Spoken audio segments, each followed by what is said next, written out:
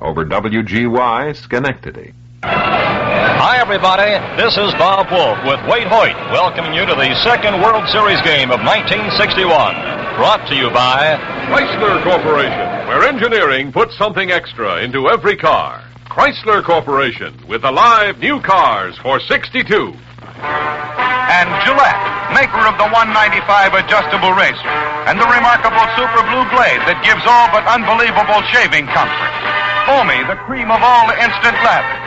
And Right Guard, the new power spray deodorant for men. We're here in Yankee Stadium, New York, and in a few moments, we'll be all set to bring you the second game in this 1961 World Series. The Yankees won yesterday's series opener, and as we get set for game number 2, it's a mild, pleasant, sunny afternoon here in New York.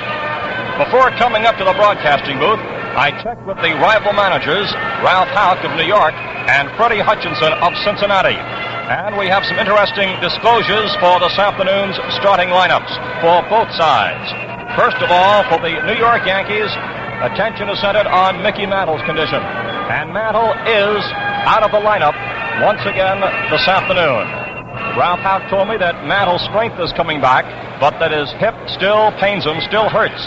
And Ralph added to me that it is now problematical at the moment whether or not Mantle will or will not be in the starting lineup on Saturday when that game gets underway. Mickey is available for pinch hitting duties if needed this afternoon. Now, after speaking to Ralph Houck, I went over to the Reds dugout, and I was writing down the starting lineup for Cincinnati when Freddie Hutchinson put his hand on my shoulder and stopped me. He said, "Bob, hold up on the lineups. I think we'll make a change right here." And I accompanied Freddie then up to the batting cage, and a change was made. As a matter of fact, 2 changes in the Reds lineup. Elio Chacon is starting at second base in place of Don Blasingame. And the reason for this change is that Blasingame, yesterday, prior to the ball game, while batting practice was going on, took a throw in from the outfield near second base, and he jammed the first finger on his right hand, his throwing hand. And Don told me as I spoke to him before the ball game that the finger was sore during the ball game yesterday, but overnight it stiffened up, and it's difficult for him to bend it, and a mite painful as well. And he told me also that whereas he is able to swing the bat, although the finger is off it just a bit, that the problem that is very acute with him is this: he is not sure on certain throws that he can grip the ball right. And rather than gamble on that possibility that an errant throw might be made, he is not in the starting lineup. So Chacon is playing in place of Blasingame. And one other change. I was standing with Freddie Hutchinson when the catcher, Darrell Johnson, was attempting to swing in his batting practice. And after a couple of swings, it was evident that Johnson was trying but would not be able to play. He has a pulled muscle in his side. He gave it a couple of rather meek tries trying to swing that bat, but he came out of the batting cage shaking his head sorrowfully, and he is out of the lineup with Johnny Edwards taking his place in the catching ranks. So those are the changes, and let's now go over the starting lineups for you. Elio Chacon is at second base for the Reds. Eddie Casco is at shortstop, batting second. Vada Pinson bats third and is in center field. Frank Robinson bats fourth. He is in left field. Gordy Coleman bats fifth. He is at first base. Wally Post bats sixth. He is in right field. Gene Freese bats seventh at third base. Johnny Edwards is batting eighth and catching, and Joey J is doing the pitching, batting ninth. For the New York Yankees, Bobby Richardson at second base leads off. Batting second, it's Tony Kubek playing shortstop. Batting third, Roger Maris, who is in center field. Yogi Berra bats cleanup. He's playing left field. Johnny Blanchard is in right field. He is batting fifth. Elston Howard, the catcher, bats sixth. Bill Skowron at first base bats seventh. Clete Boyer, the third baseman, bats eighth. And Ralph Terry is on the mound and batting ninth. Chrysler has been asked to bring you the following public service message. President Kennedy said in his inaugural address, Ask not what your country can do for you. Ask what you can do for your country. Thousands have responded to this call by volunteering for the U.S. Peace Corps. Now, a great need exists for Peace Corpsmen with farm skills. You need not be a college graduate. Any citizen over 18 with farm experience may qualify. Write to Peace Corps, Washington 25, D.C., or consult your local 4-H or Future Farmers of America headquarters. And now the umpires are making their appearances along with the rival managers. Jocko Conlon of the National League will be at the plate. Frank Dumont of the American League at first. Augie Donatelli of the National League at second. And Ed Runge of the American League at third. And Shag Crawford along the left field line of the National League. Bob Stewart of the American League along the right field line.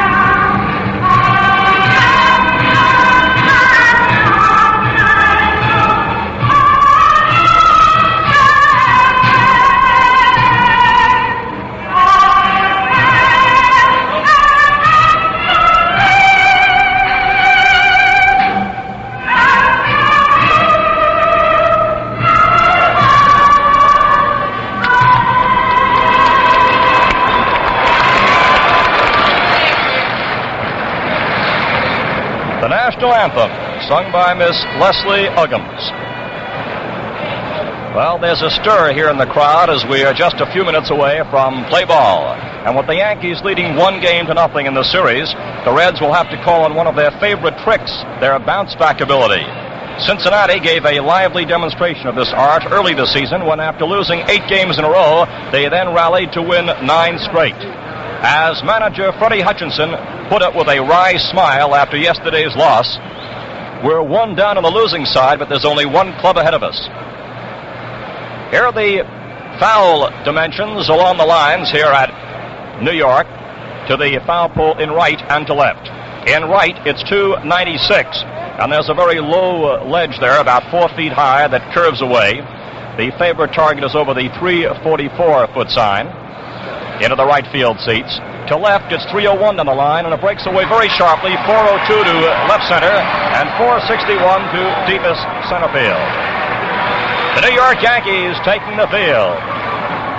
Elio Chacon will be coming up for the Reds to get the second game underway in just a moment.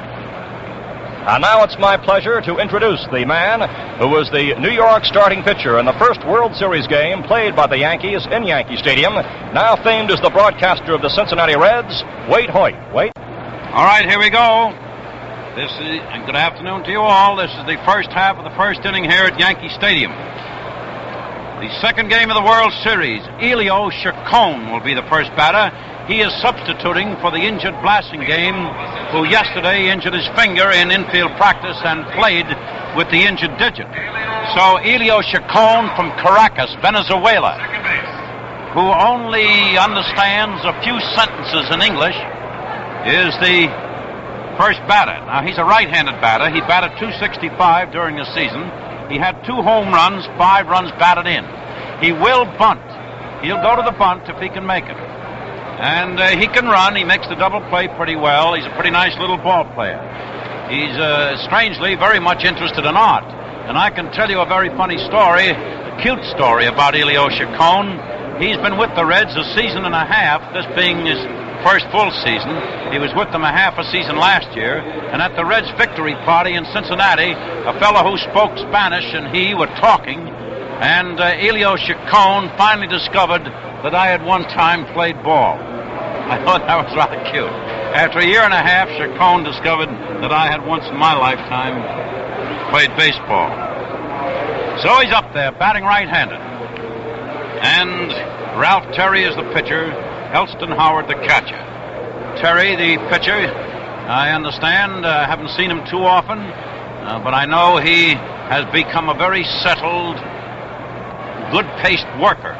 In other words, he has good rhythm, He throws well, he studies, he's careful. He has a good curve ball. He's developed a slider. His fastball is good. And he is not in the term of professionals, a thrower or a slinger.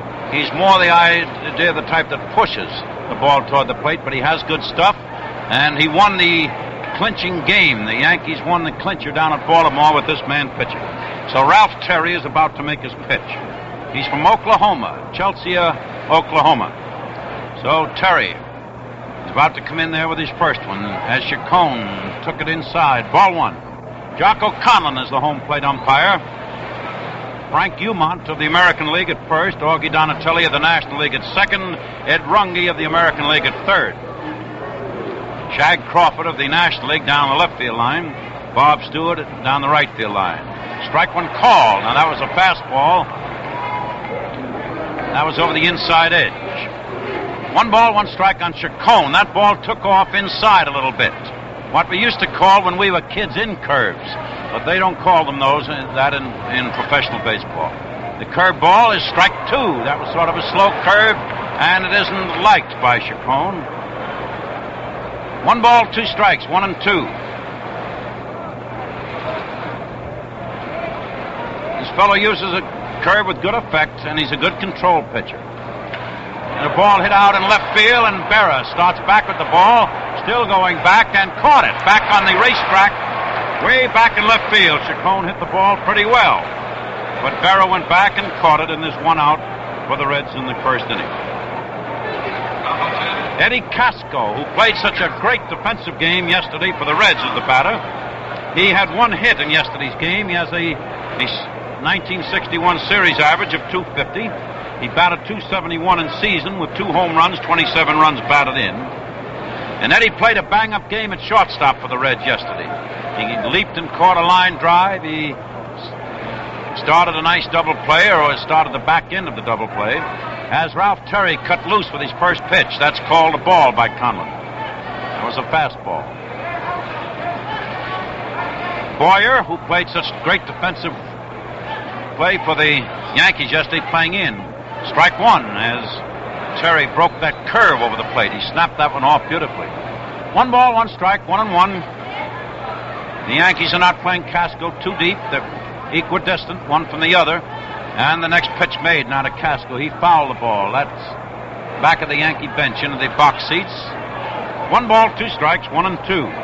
This is the first inning of the 1961 World Series, the second game here at Yankee Stadium.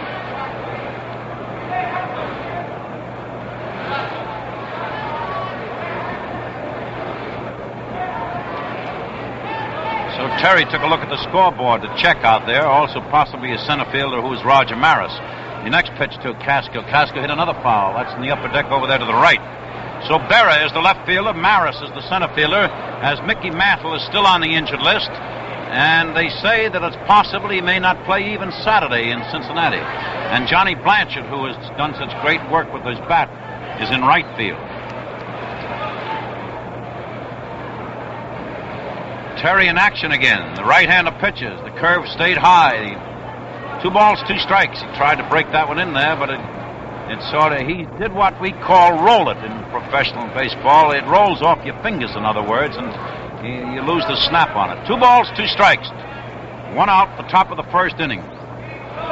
Terry ready to go. He pitches again. That's strike 3. That was the high fastball inside as Casco took his cut and struck out. 2 away for the Reds in the first inning. And, of course, there is no score so far. 2 men up, 2 men down. Veda Pinson is the batter. Veda was up 4 times yesterday with no hits. His seasonal batting average was .343. He was second in the league in batting. He had 16 home runs, 87 runs batted in. He was second in doubles with 34, and he led the league in hits. The pitch to him, he bounced on 2 bounces down to Richardson at second, who threw Beta out at first base, and the Reds went down 1-2-3 in the first inning. 1-2-3 in the first inning, and so at the end of the first half of the first inning, the score is the Cincinnati Reds 0, the Yankees coming to bat in the last half. What's the word on the new cars from Chrysler Corporation? What's the word you hear? Lean is the word for Dodge, the new lean breed of Dodge for 1962. For 1962, Dodge features the new Dart 440 with a new functional shape, full size, people size. Dead weight has been engineered out. There's no automotive fat to make the Dodge eat gas. What's left is road-hugging live weight that's easier for the engine to move. For 62, Dodge is probably the easiest handling car you've ever driven. Try the excitement of simplicity. Yours in the new lean breed of Dodge from Chrysler Corporation. Simplicity. And they're simply beautiful. Looks like it's gonna be a Chrysler year. See your Dodge dealer during October open house. The second game of the World Series here at Yankee Stadium moves into the last half of the first inning. The New York Yankees at bat. The Reds did not score in their half, nor did they put a man to base. And Richardson, Bobby Richardson, the Yankee second baseman, who is leading both teams in batting so far, with 4 times at bat and 3 hits, batting .750, is up at the plate. He had the most hits as a New York Yankee this past season. He had 173 hits, and he was 5th in the American League in the number of hits. In the season, he batted .261 with 3 homers and 49 runs batted in. Bobby Richardson, and of course, he also was very plaguing to the Pittsburgh Pirates last year in that series. So, this is that fine defensive second baseman for the Yankees, and a fellow who can do things with his bat occasionally. A little bothers you a great deal. So Joey J out there pitching for the Cincinnati Reds, making his first pitch to Richardson over the plate, strike 1. In season, Jay won 21 games and lost 10. He's 6'4", 225 pounds. A couple of years ago when he was with Milwaukee, he hurt his finger and he could not pitch. He broke his finger, could not pitch in the World Series. Jay is in action again. He fires. That's the curve, but low outside. 1 ball, 1 strike. 1-1. I would say that Jay and Terry are very similar in the methods of pitching, although they might not be this similar in build or the exact curve of the ball or the fastball, but they use the same basic principle in pitching. Jay is going in there with another one now. There's a ball hit in left field, and there's another base hit for Richardson. They have trouble with Richardson. The Reds are having trouble with him the same way that the Pirates had trouble with Richardson last year. And that is the first man in the second game to reach base. The score is the Cincinnati Reds 0, and the Yankees have their first man up on base. Tony Kubek, the left-handed batter and left-handed hitting shortstop, is up. Yesterday was at the plate 3 times with no hits. This past season, he batted .276 with 8 homers, 46 runs batted in. He was second in the league in doubles with 38. Batting left-handed.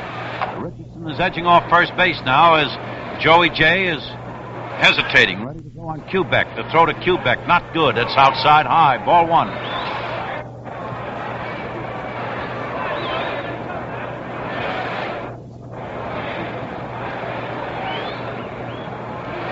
Kubek. Rangy lad. As Jay is hesitating again. Throw to first. Richardson got back without trouble. 1 ball, no strikes. Jay ready to fire now. Hesitates. Here it comes. Outside with the fastball. Ball 2. 2-0. They play Kubek, slightly right field. They don't shift a lot. Robinson comes in a few steps in left field, but he moves over toward left center.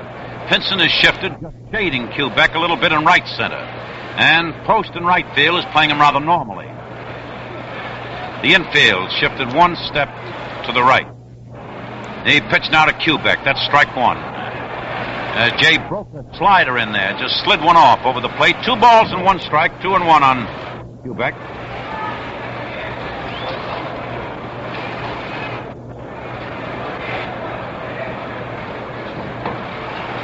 Kubek keeps pumping that bat out there, Jay, and Jay just stands there taking the signs from Johnny Edwards, checking his man on first base.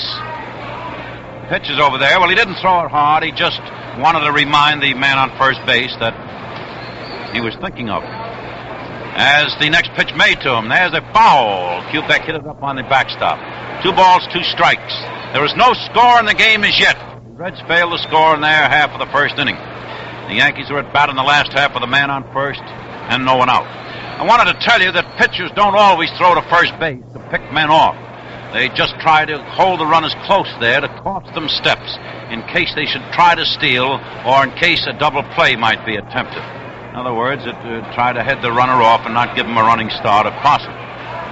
So the pitch made again to Kubek. He hit another foul. He hit the backstop with that one. 2 balls, 2 strikes. No one out in the bottom of the first. A man on for the Yankees. Strange how down through World Series history you find fellows that jump up to plague a certain club, or some fellows have the ability to rise in a clutch and play great ball when the chips are down. Richardson has been that kind of a ball player for the Yankees. Of course, the Yanks have had a great many of them, for that matter. The throw in there now to Kubek is bounced down to Casco. There's one out at second. The throw to first.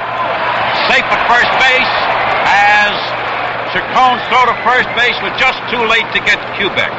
Richardson was a force out at second. Casco to Chacon.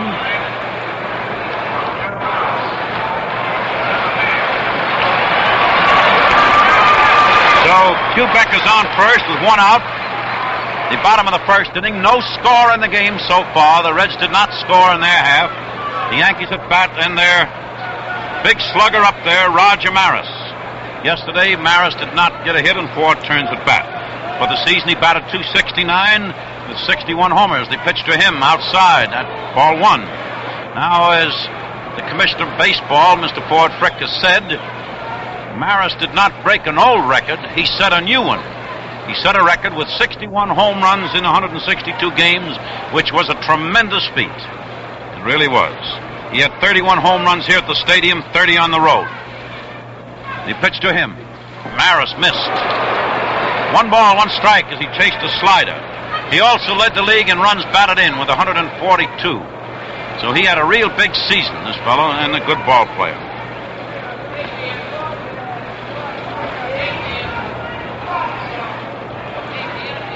One ball, 1 strike.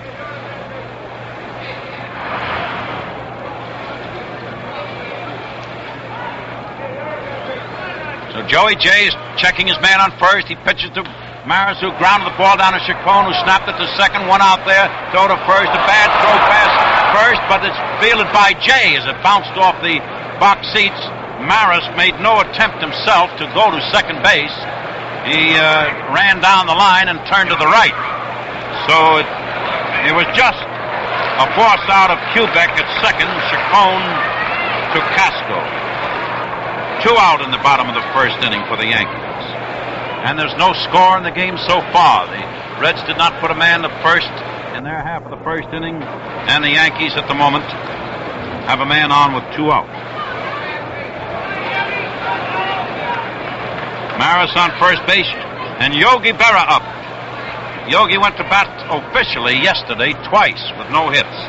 So he hasn't had a hit as yet in the series. Yogi batting left-handed. Right in the center of the batter's box. He pitched to Yogi. Yogi hit a foul. That's coming back in the upper deck of the grandstand.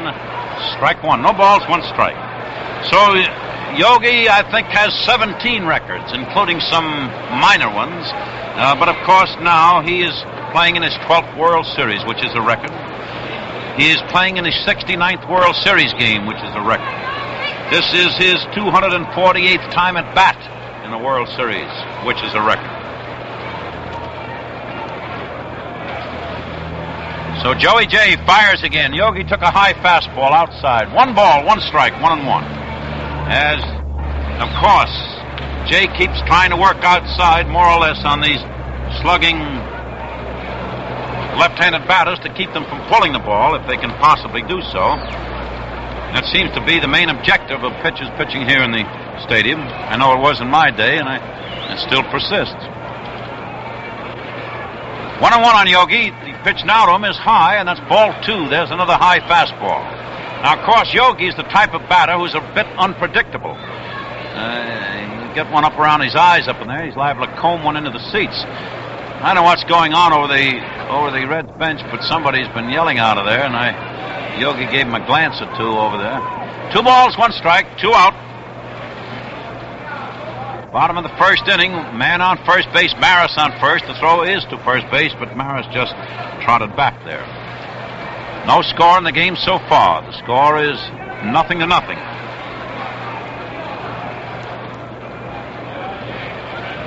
So Jay let loose. No good. The high curve didn't break. 3 balls and a strike. 3-1.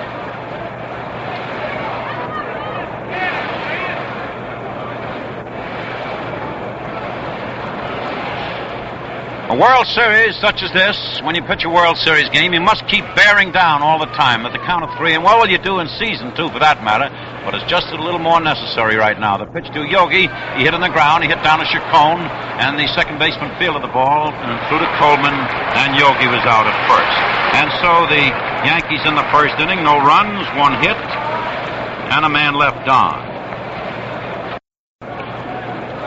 We move now into the top of the second inning here at Yankee Stadium, the second game of the World Series. A 0-0 score, and Frankie Robinson will come to bat. Robinson was up twice officially yesterday with no hits.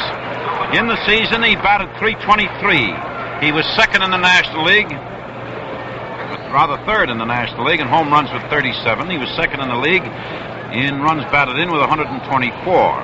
He was second in the matter of stolen bases with 21, and he was third in the matter of 2 base hits when he had 33.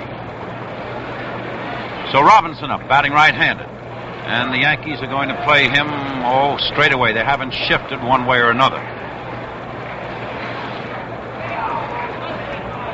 Robinson is up close to the plate, standing very close to it, as Ralph Terry pitches. The pitch to Robinson, he hit foul. That's down toward the seats, the box seats beyond third base, and that's no balls and a strike on Robinson. Ralph Terry certainly has been a good pitcher for the Yanks this year. He won 16 and lost 3. He was second in the league in that respect in the matter of winning percentage, and Arroyo was third. So the Yankees had 3 top men right at the top of the pitching list. Robinson hit a high fly ball back of shortstop, and Kubek is moving into the outfield, and he caught the ball, and Robinson is out.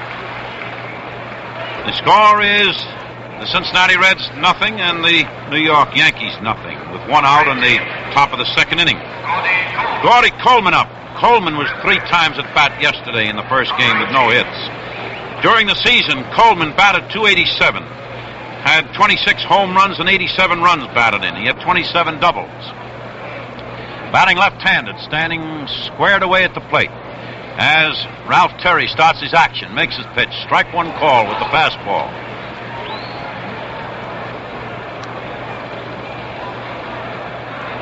No balls, 1 strike.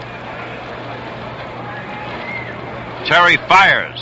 Ball bounced down to Kubek, who moved in, grabbed it on the big bounce. The throw to first, and Coleman is out at first base. Skowron had a feel for the bag with his foot then. Coleman was almost safe there, as Skowron had a feel for the bag with his foot, before he found it, which is kind of odd, as it doesn't happen very often, but once in a while you become a little confused. Now the batter will be Post. Post had 1 hit and 3 turns yesterday for a .333 average.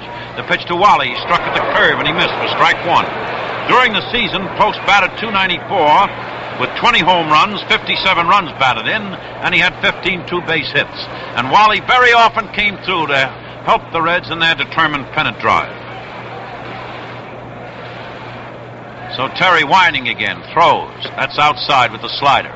1 ball, 1 strike, 1-1. The score is 0-0, with 2 out on the top of the second inning of the second game here at Yankee Stadium. The Yankees have no runs and 1 hit. The Reds no runs and no hits. The Reds haven't put a man to bases yet. Post hit the ball off the glove of the third baseman. He's safe at first base as Skowron failed.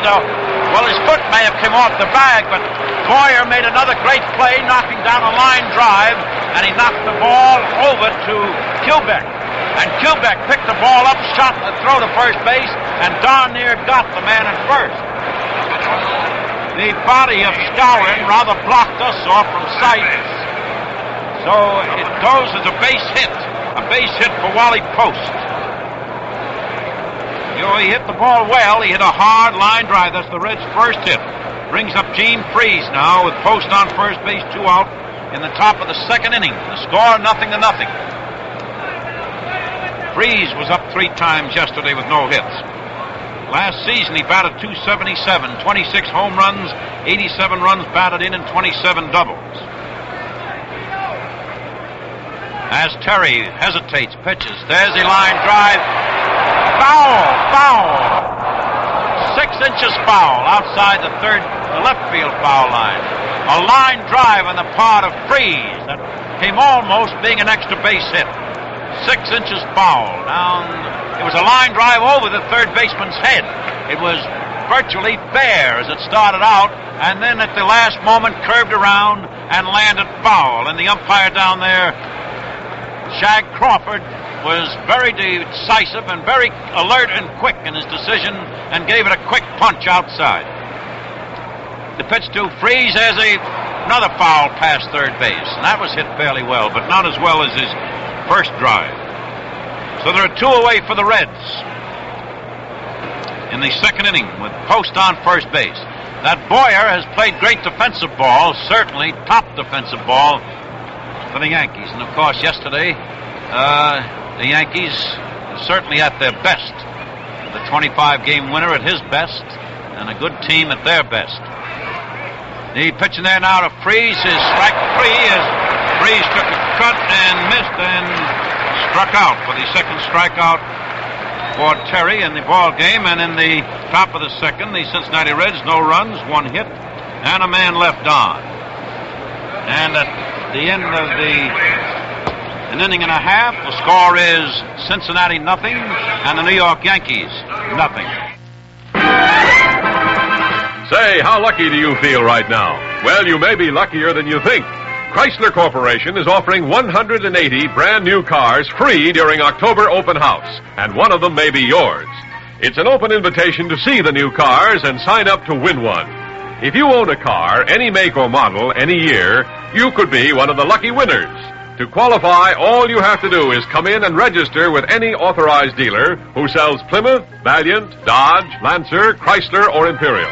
That's all there is to it, but remember, you have to register by October 31st. Visit your dealer during October open house. Why not tonight? You may win a brand new 62 car from Chrysler Corporation. Free car offer void in Nebraska, Wisconsin, Florida, Canada, and wherever else prohibited by law.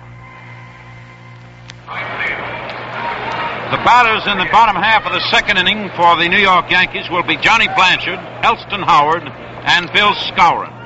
Johnny Blanchard coming up was at the plate once yesterday. He went in as a pinch hitter. He didn't have a hit. But Blanchard has been a tremendous man for the Yankees this season in many, many ways. Whenever he was in there, why, he did yeoman work for the Yankees. Johnny Blanchard batting left-handed.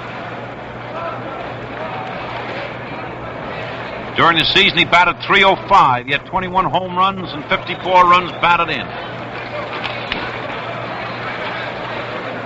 They pitched into it. Blanchard now is high outside, way high outside. Ball 1. Score 0-0 as we move into the bottom of the second. Neither team has scored. Each team has had a hit.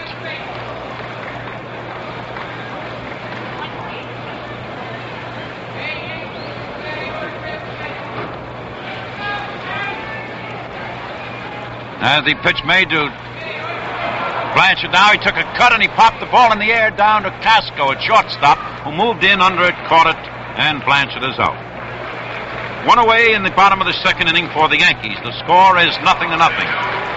Each team has had 1 hit. Elston Howard, who batted .348, second in the American League in batting with that average of 248. Had one hit yesterday, and of course that was the home run that started the Yankees on the way to victory. One run, one homer, one run batted in. The pitch to him, he hit a grounder down to Freeze, who backed up, grabbed it through to first, and got his man at first. So Howard is up and out. 2 away for the Yankees in the bottom of the second. Still no score in the ball game. Bill Skowron, the other home run hitter of yesterday, is up. Yesterday, Skowron went to bat 3 times with 1 hit. His 1 hit was the home run, and that capped the climax for the Reds yesterday. And by the way, the Reds can look with pride on yesterday's game. They played a fine ball game. A fine ball game. Bill Skowron at the plate. He batted .267 during the season with 28 homers, 89 runs batted in. The throw to him by Jay is a little inside low, ball 1. 0-0 still as the game moves along.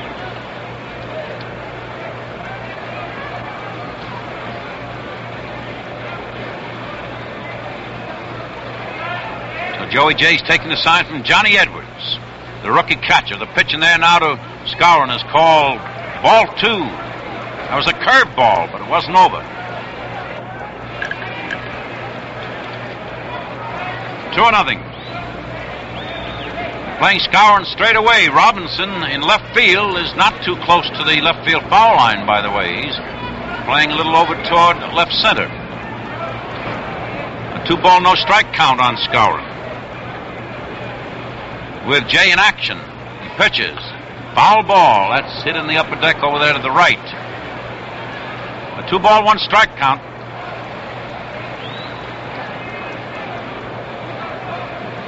This fellow's another clutch player. This fellow plays his best when the chips are down, too. Of course, the Yanks have been in so many World Series, they've had a great deal of that experience. But the World Series is always a thrill. No matter how many you're in, it's still a thrill. 2 balls, 1 strike. That's a little low inside with the fastball for Joey, and that's 3 balls and 1 strike on Skowron.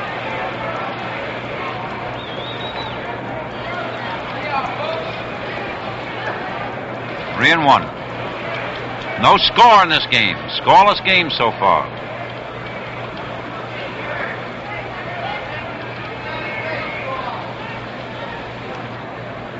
Jay Wines pitches. Ground foul as Skowron chased the curve. 3 balls, 2 strikes.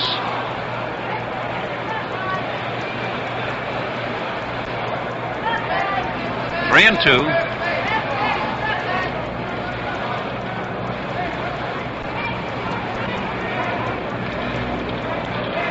So Joey takes a little time. He's not in a hurry, and he studies his batter, and he tries to pitch with sort of an even pace and an even tempo. Both these fellows do. That's why I say both Jay and Terry are somewhat similar in pitching design. The next throw to Skowron is very high, and that's ball 4, and Joey walked him. This will bring up Clete Boyer, and this fellow will doubtlessly get a big round of applause. He's played tremendous defensive baseball for the Yankees. Yesterday, he had 1 hit in 3 turns at bat, a single to right field. So his World Series batting average so far in this series, .333. On the season, he batted .225. He had 11 home runs and 55 runs batted in, 19 doubles and 5 triples. So Skowron is on first and Clete Boyer up there.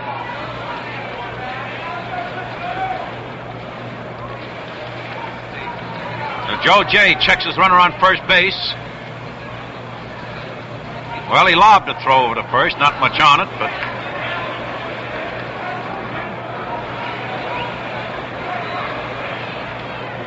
the throw now to Boyer is batted in the ground. Casca made a great stop to second. Man out of second, another great play. A fine play by Casco. A backhanded stop, forcing Skowron at second. In the second inning, since the New York Yankees, no runs, no hits, 1 left. And so at the end of 2 innings, the score is Cincinnati 0, the New York Yankees 0. Dodge for 62, the new lean breed of Dodge. All live car. That means dead weight and fat are out. Every ounce that doesn't help strength or performance is gone. What's left is all live weight, road-hugging live weight. With dead weight cut out, acceleration is up as much as 11%. And with dead weight cut out, the Dodge handles gas as if it were ration. All live car, full size, people size.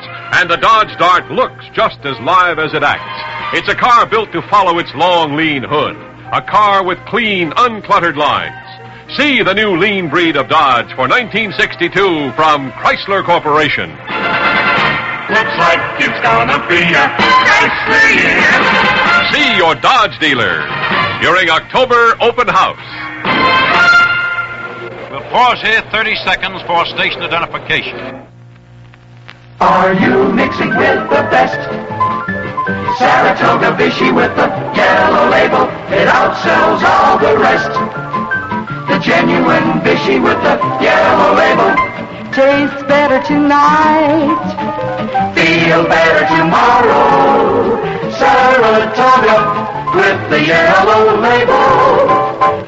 What's the score when you want to mix with the very best? That's easy. Look for the bottle with the famous yellow label, Saratoga Vichy. WGY, Schenectady. Johnny Edwards, the catcher, batting left-handed, leading off the top of the third inning. As Ralph Terry's about to pitch, he does, and Edwards bounced a slow roller out to Terry, who moved in, fielded the ball, the pitcher threw to first. Edwards is out at first. We didn't have even an opportunity there of telling you that Edwards is from Columbus, Ohio, 23 years old, a rookie catcher, just came up in the middle of the season. On the season, he batted 186, but he hit 2 home runs, and one of the home runs he hit started the Reds in their winning victory in Chicago. The day that they eventually won the pennant. Now Joey J is coming up, getting a nice hand. This season he won 21 and lost 10. Warren Spahn won 21 also, so between them they led the league in the most number of victories with 21 apiece. And Jay pitched a total of 247 in the third innings, allowing 217 hits with 102 runs. The pitch to him now is ball one, a low inside. All right, this is the third inning at Yankee Stadium, the second game of the World Series. The score is 0-0. Jay took the curveball in there. That's strike one. 1 ball, 1 strike. The Cincinnati Reds have had no runs and 1 hit. The New York Yankees have had no runs and 1 hit.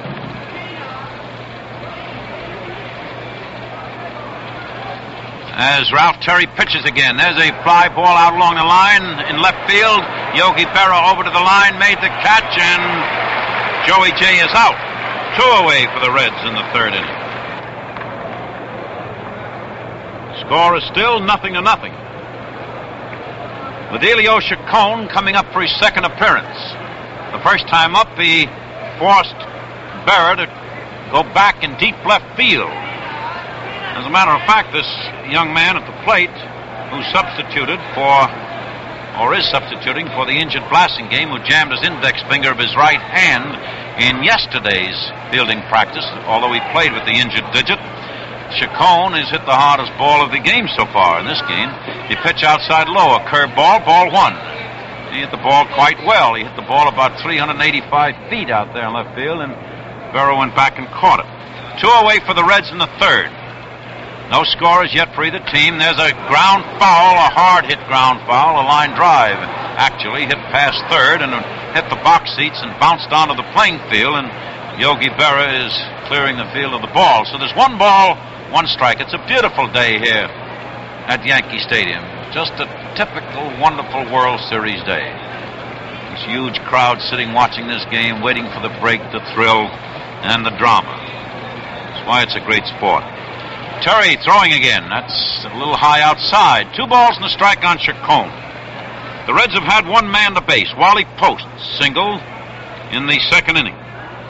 The Yankees have had 2 men to base. Richardson, who singled, and Skowron, who walked, but not in the same inning. So Terry fires again. Chacon took it a little high. 3 balls and a strike. 3-1. 0-0 the score. 2 out in the top of the third. Elio Chacon from Caracas, Venezuela. The pitch to him, high, ball 4 as he tossed his bat away and started for first base. This brings up Eddie Casco. Casco, the first time at bat, struck out. Today there are certainly a couple of pitchers pitching, and that was true yesterday when Ford and O'Toole were pitching too. The next throw, there's a a foul rolled over into the Yankee bench. No balls and a strike on Casco. What I mean by that is, yesterday there was Whitey Ford with power and skill, O'Toole with power, I might say, and skill, perhaps not as much experience as Ford, but nevertheless who pitched a beautiful game. Today, two fine pitches moving along, both of them trying to get the edge. The throw now is a pitch outside high, and that's ball one and strike one. The Yankees probably had a notion that the Reds were going to put on a hit and run play, or that Chacon might try to steal second, but no ball, one strike count. They wasted a pitch, in other words. They threw high outside, but it was a pitch out. 1 ball, 1 strike then on Casco. Batting right-handed as he stands in the center of the box. There's a foul. That's back up into the upper deck behind the home plate. It's a 1 ball, 2 strike count. There's no score in this second game as yet. 2 men out for the Reds in the third inning, with Chacon on first base. I might add that so far as it's gone, the Reds have been shut out for 11 2/3 innings in this World Series. Another pitch. Strike 3 as Casco chased the low breaking curve outside and struck out. And so in the third inning, the Cincinnati Reds, no runs, no hits, and a man left on. And so at the end of 2.5 innings, the score is the Cincinnati Reds nothing and the New York Yankees nothing. Lancer, one of the new breed of Dodge, and livelier than ever for 62. Dead weight has been engineered out. Every pound is live weight, road-hugging live weight. Acceleration is up, gas consumption down. This new lean breed of Dodge is simplified inside and out. The starter motor, for example, has 27 less parts, yet it works quieter and better than ever. Electrical circuits have been simplified. You'll go 32,000 miles between major lube jobs. Less maintenance, easier maintenance. It's a lean, clean car with the accent on the front end. Lancer for 62. One of the new lean breed of Dodge from Chrysler Corporation.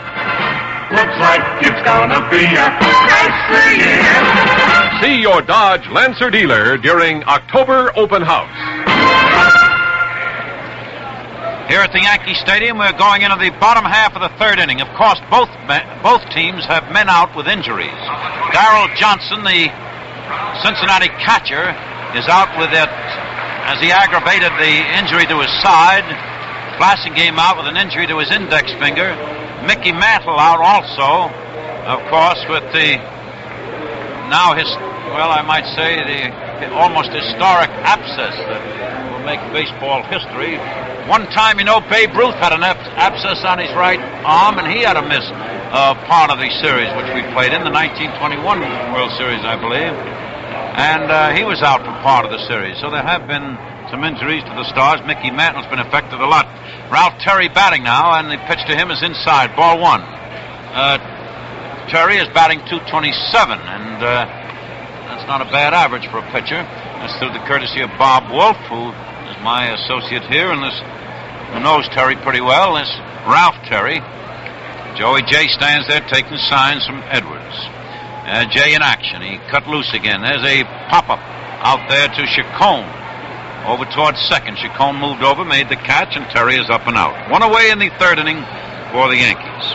The score is 0-0. The Yankees have no runs, 1 hit, no errors. The Cincinnati Reds, no runs, 1 hit, no errors. They're exactly even in totals. Both teams have had 2 men left on base. Both teams have had a single and a base on balls. This is Richardson, who had a single in the first inning up there now, with 1 out in the third. The pitch to this right-handed batter, low inside. Bobby Richardson, who had 3 hits yesterday and 1 so far today.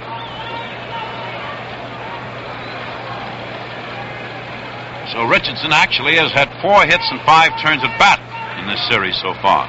See Frankie Crosetti down there coaching at third. He has played in and coached in a total of 20 World Series.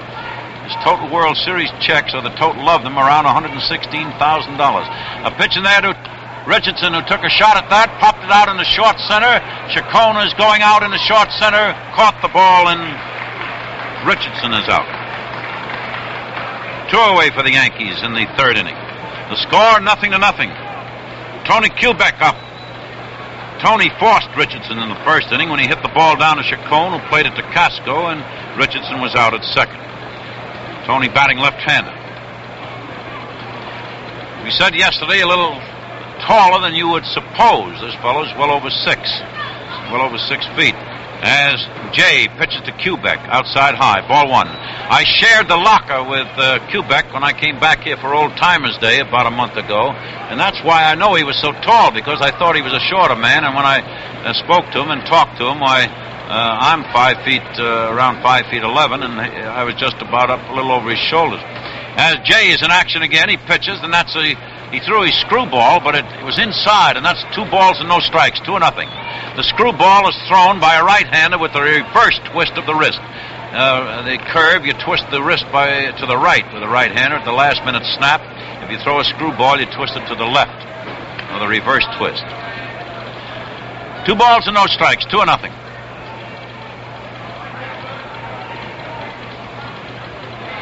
So Jay is whining again, pitching. That's strike one as he just caught the outside edge. A very nice pitch with that one. His control was pinpoint perfect with that. No score as yet. It's a 0-0 ball game.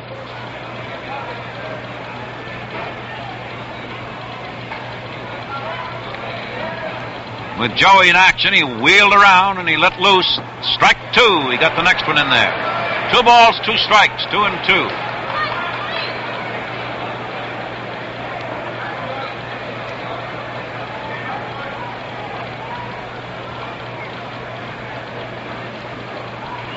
The score is 0-0. The Yankees and the Cincinnati Reds. So Joey Jay came up and over. He pitches. Kubek missed for strike 3, and that's Joey's first strikeout. And the Yankees are out in the bottom of the 3rd inning. In that inning for the Yankees, no one to base. And so at the end of the 3rd inning, the score is the Cincinnati Reds 0, the New York Yankees 0.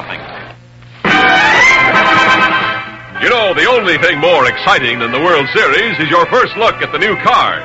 And this year, Chrysler Corporation makes it more exciting than ever.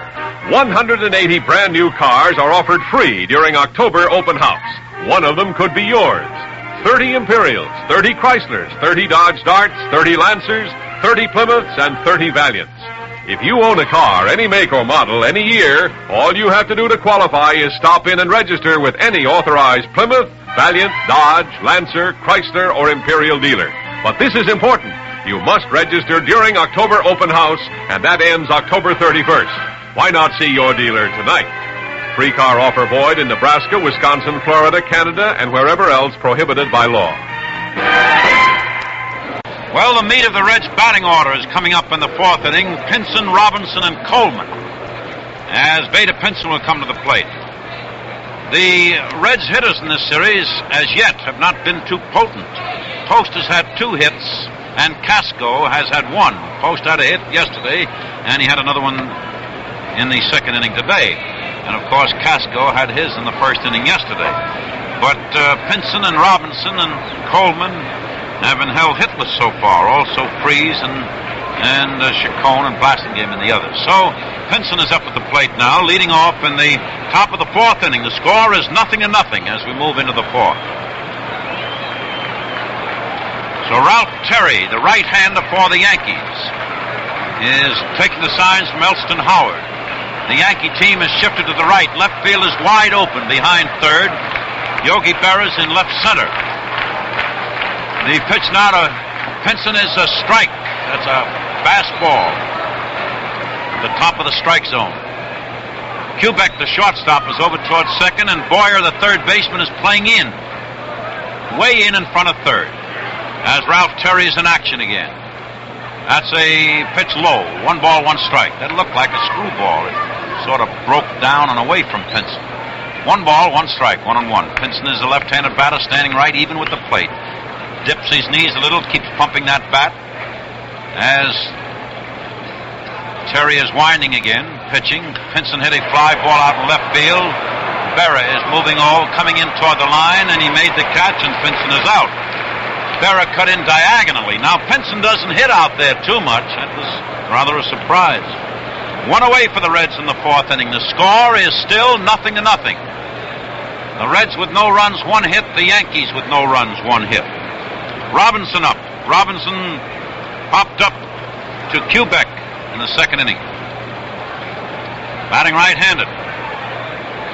And now the Yankees have shifted to the left on Robinson.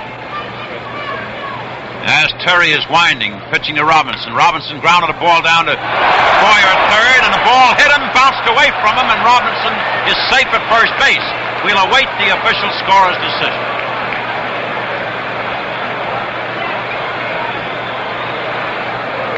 And Boyer is charged with an error. That is the first error of the series by either team, as a matter of fact. Boyer tried to play that on what we call the short hop, the short bounce, or in between bounces. And a little difficult to play it that way. The batter is Coleman now. Coleman took the curve ball for strike one call. Robinson on first, 1 out.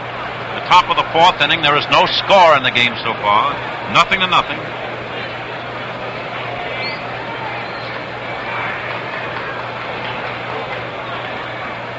Coleman drove a long drive in right field. The ball is still going and gone. It's a home run for Coleman. As Coleman drove a long home run into the right center field seats. The Reds are ahead 2-0.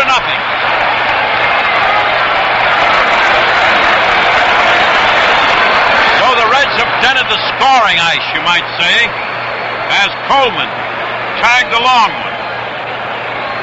Put the Reds out in front 2-0 with 1 out in the fourth inning.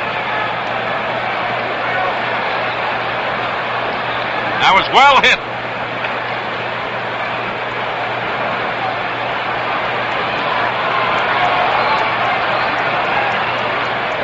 So Robinson scored ahead of Coleman. Coleman hit his home. Long blast. Now Terry is pitching to Post. Post took strike one. Ball. That was right in there.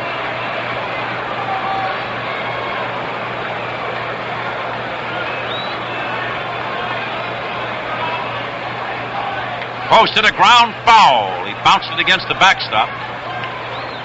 No balls and 2 strikes. So the Cincinnati Reds are leading 2-0. 1 out in the fourth inning. And while he took his cut, he missed, and that is strike 3 as Post struck out swinging at a breaking ball. Now, a breaking ball can be anything from a curve to a screwball to a slider. Sometimes they're a little hard to identify here in the press box. 2 away for the Reds in the fourth inning. The Reds are leading 2-0. They have 2 runs, 2 hits. The Yankees, no runs and 1 hit. Gordy Coleman of Rockville, Maryland, hawked one. So Terry winding again, pitching. Post hit a ground ball down to Quebec. Quebec came up with it, got a throw off, and, Freeze hit the ball down to Quebec. Quebec threw Freeze out at first base. And so in the fourth inning, Cincinnati scored 2 runs on 1 hit, 1 New York error, and there was no one left on. And so at the end of 3.5 innings, the score is Cincinnati 2 and the New York Yankees 0. What's the word on the new cars from Chrysler Corporation? What's the word you hear? The word on the new Lancer is GT, a brand new Lancer model with the handling and look of a sports car. GT, a car that will corner level, stop fast, and respond like a jackrabbit. It's all live weight. The GT has bucket seats that adjust individually. The carpeting goes from door to door. The leather-grained vinyl interiors will keep their good looks for years to come. See the new GT and all the exciting Lancer models from hardtops to station wagons. Lancer for $62 from Chrysler Corporation. Simplicity. And they're simply beautiful. Looks like it's gonna be a Chrysler year. See your Dodge Lancer dealer during October open house. Here in the Yankee Stadium, the World Series is moving into the bottom half of the fourth inning of the second game. And the Cincinnati Reds are leading 2-0. Roger Maris will be the first batter for the Yankees in the bottom of the fourth, followed by Yogi Berra and then Johnny Blanchard. Kubek was on first base in the first inning when Roger Maris forced Kubek at second base. The second baseman, Chacon, to Casco. So Maris up there batting left-handed now. I guess Roger Maris, you might say, is the most talked about man in baseball today, wouldn't you? And Joey J is concentrating on Maris. He starts his pitch. Maris tried to bunt a ball and he popped a foul into the Reds bench. Strike one. No balls, one strike, nothing in one.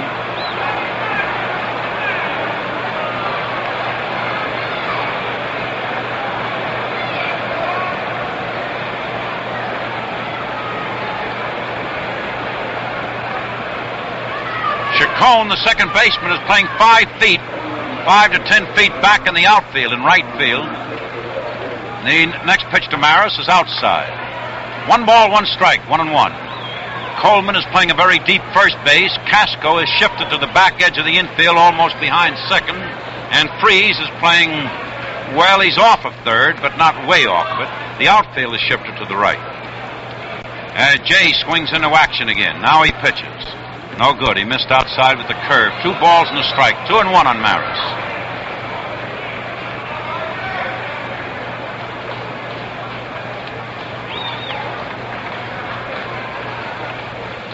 So Maris stands squared away at the plate.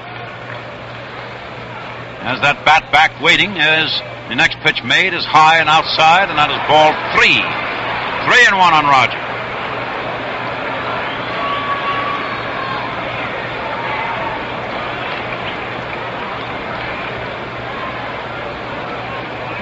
And 1. So Jay is just busy preparing a ball, standing in the back slope of the mound with his glove under his arm.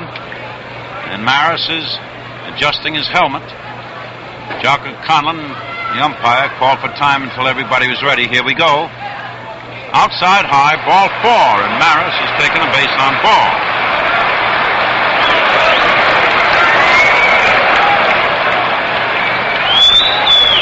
Maris on first base, and Yogi Berra is waiting outside the batter's box. The score is 2-0. The Cincinnati Reds leading. The Cincinnati Reds have 2 runs, 2 hits, no errors. The Yankees, no runs, 1 hit, 1 error. No one out in the bottom of the fourth. Might add that Gordy Coleman's home run was the first hit by a left-handed batter in the series. Joey J pitches to Berra now. That's outside. Ball 1.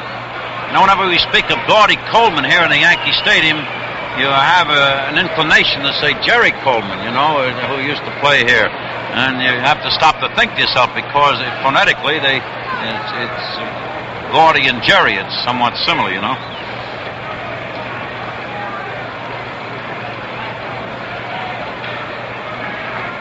Jay is standing there stationary, taking the signals from Johnny Edwards as he checks his runner on first. He pitches.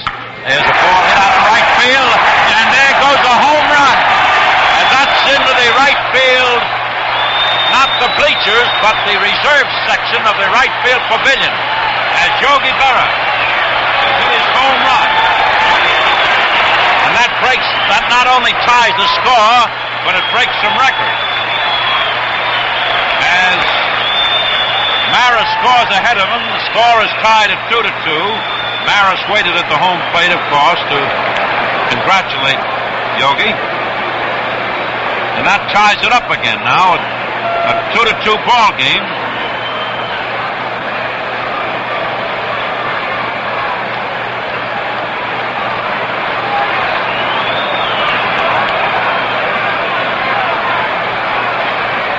So Joey J is facing Johnny Blanchard. He pitched to this left-handed batter, strike 1. Berra really powdered that one. That was well hit. And that was his 12th World Series home run.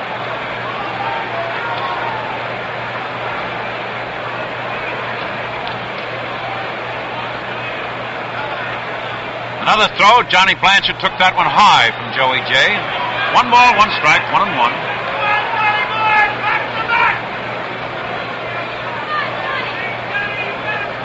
Well, of course, that Berra has some records that he just adds to, like the most hits in a series, you see. So that just adds another hit to his 68 that he already has, I believe, and that's 69, if I'm not mistaken. Jay winding again, delivering a ground ball down to Coleman, who grabbed it. He's handing off to Jay, and the man is out at first. Blanchard out at first, Coleman to Jay, or otherwise the first baseman to the pitcher. Elston Howard coming up now. The score is 2-2. The Yankees have 2 runs, 2 hits, 1 error. The Cincinnati Reds, 2 runs, 2 hits, and no errors. So the game moves along at a rather even keel as far as statistics are concerned. Elston Howard, who banged that home run yesterday, is up there. He was thrown out by Gene Freeze in the 2nd inning today. He's been up once. 1 out in the bottom of the 4th inning. Score 2-2. Joey J pounded the ball in his glove a couple of times. Edwards has been looking over at the Reds bench. The Reds are playing straight away now on Howard with Jay working. He pitches. The curve is good. Strike 1 call as Jay caught the outside edge with that hook. Generally in professional baseball, a curve is just described as a hook. And it's more or less identified by the individuals because the catcher knows what type of thing the pitcher throws. So just say when you throw your curve, you throw your hook. Another pitch. There's the fastball. That's hit foul right near us up here.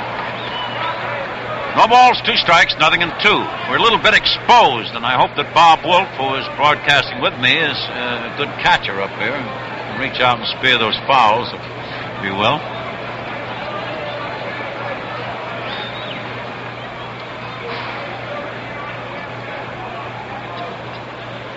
One away in the bottom of the 4th inning. Score tied at 2-2. Jay bends forward, taking the signs from Johnny Edwards. The Cincinnati Reds infield ready, especially on the left side, as Jay is in action. He pitches. The foul ball hit the backstop. Strike 2. Still no balls, 2 strikes. 0-2. Now Jay has called Johnny Edwards out to him to have a little chat, perhaps about signals or type of thing to be thrown, or perhaps Jay wants to waste a curve or waste a fastball or a screwball or some type of pitch. Maybe he'll say, well, you hold your target a little outside or something like that.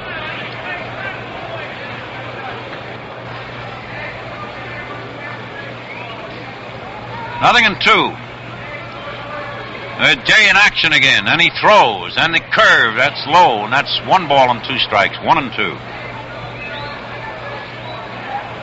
One thing they don't talk about, and which is a misconception, is some of the people in the stand or where they're going later. Pitching is a very serious business, those fellows who are pitching, and when they talk to the catcher, they talk about their business. Strangely, how things can parallel in baseball. One thing can parallel another. When you think that in the top of the 4th inning, Robinson was safe on an error, and then Coleman banged a home run, and then in the bottom of the 4th inning, Maris walked and Berra homered. So the homers came each time with a man on. They throw to the plate, inside high, and that's ball 2. 2 balls, 2 strikes, 2-2.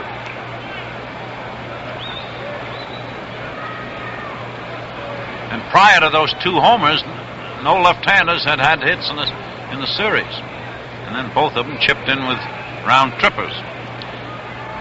Jay goes again, and the curve is high. The high slider. Jay thought he had the man struck out. He was walked down the back slope of the mound out toward the second base. A little bit disappointed. Jocko, however, is in, as we say here, in a position to judge and should know. As the batter started to swing, held up the bat in mid-swing or before he cracked his wrists on it, you might say, or broke his wrists. So Jocko Conlon judged it was ball 3. 3-2. Reds infield on the left side is back now from Howard. So Joey stands with arms dangling, looking at the catcher, taking his signs. Now he's winding. Now he's pitching. Missed outside for ball 4.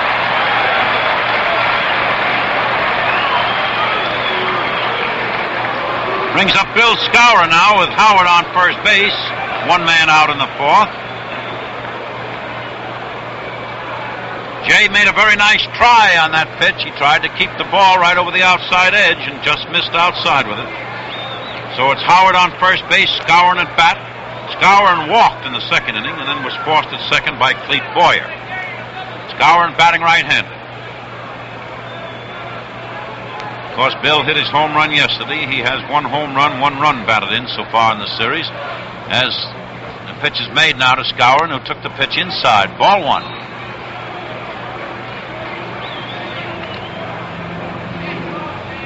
So the score is 2-2. 2-2 with 2 hits each. On the batter, 1 ball, no strikes. Post, the right fielder, is playing in deep right, and it's really right center. He's not near the line down in right field there. Pinson is playing just to the left of the second base bag out there in center field. Robinson is playing a normal left field. And Jay cut loose again. The curve is hit through the middle, and Chacon flipped it off to Casco, who throws to first. A double play. And the fourth inning wound up on the note of a DP. Chacon to Casco to Coleman. In the inning, the Yankees had 2 runs, 1 hit, and no one left on. And so at the end of the fourth inning, the score is the Cincinnati Reds 2, the New York Yankees 2. Don't miss your chance to win a brand new 62 Chrysler Corporation car. Stop in at your dealers now and sign up to win one during October open house. Plymouths, Valiants, Dodge Darts, Lancers, Chryslers, Imperials. 180 brand new cars are offered free, and one of them may be yours. If you own a car, any make or model, any year, all you have to do to qualify is come in, see the complete rules, and register with any authorized dealer who sells Plymouth, Valiant, Dodge, Lancer, Chrysler, or Imperial. That's all there is to it, and you may win one of 180 beautiful 1962 Chrysler Corporation cars. But be sure to register at your dealers by October 31st. You can't win unless you do. Free car offer void in Nebraska, Wisconsin, Florida, Canada, and wherever else prohibited by law. Looks like it's gonna be a Chrysler year.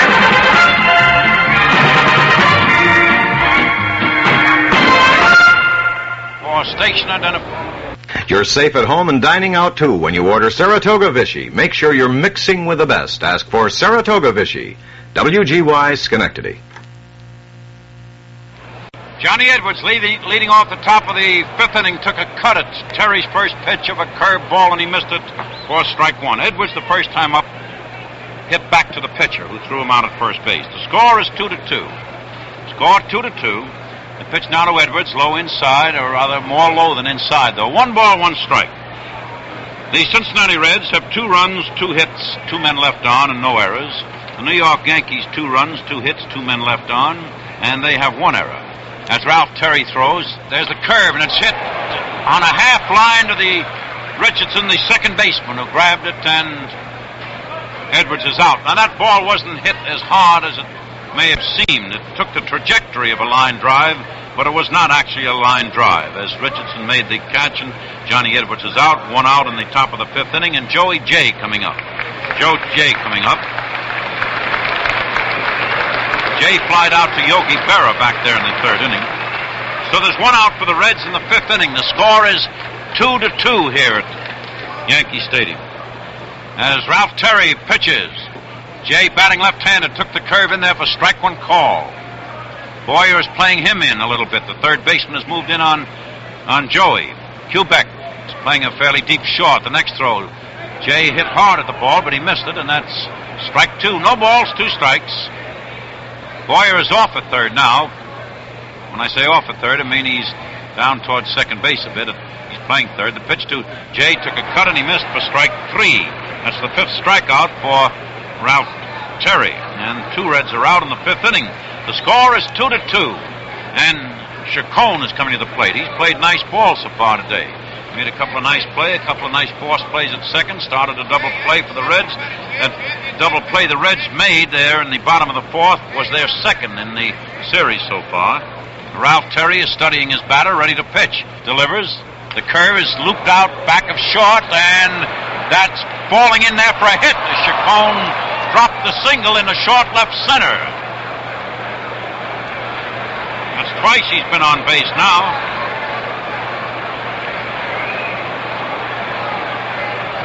Chacon from Caracas in Venezuela.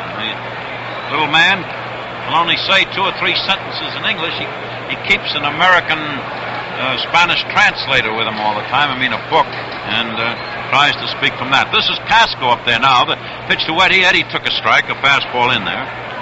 Score is 2-2. 2 out in the top of the 5th inning here at Yankee Stadium. Ralph Terry is checking his man on first base. Now he pitches. Casco hit the ball to the middle, and that's in the center. That's a base hit. Chacon is trying for third base. The throw is over to third, but he's in there safely. Maris made the throw to third. Casco's on first. Chacon is on third. This will bring up Beta Pinson, who so far in the series has been hitless. Chacon is on third. Casco is on first. The score is 2-2. The Reds have 2 runs and 4 hits. The Yankees have 2 runs and 2 hits. And Beta Pinson batting. Runners at first and third. 2 out in the 5th inning. As Ralph Terry pitches. As the curve is low inside, and that's 1 ball, no strikes on Pinson. Third baseman's playing in. Pinson missed, and that's strike 1. 1 ball, 1 strike. 1-1. Despite the fact that there are 2 out, well, the boy is playing in, but he would have to play in. This boy at the plate, Pinson, can fly. And should he top a ball down the third baseway, and a boy playing back, Pinson could beat it. And the man is safe at the plate as the ball got by the catcher. It was a pass ball or a wild pitch. You'll have to wait for the official score's decision.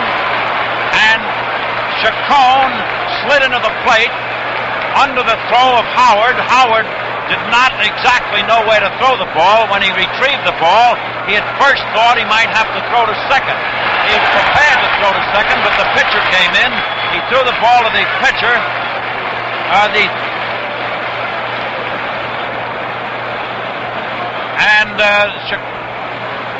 He dove at Chacon. He took a dive himself at Chacon. The pitcher was at the plate, but Howard elected to dive at Chacon, and Chacon beat him to the plate.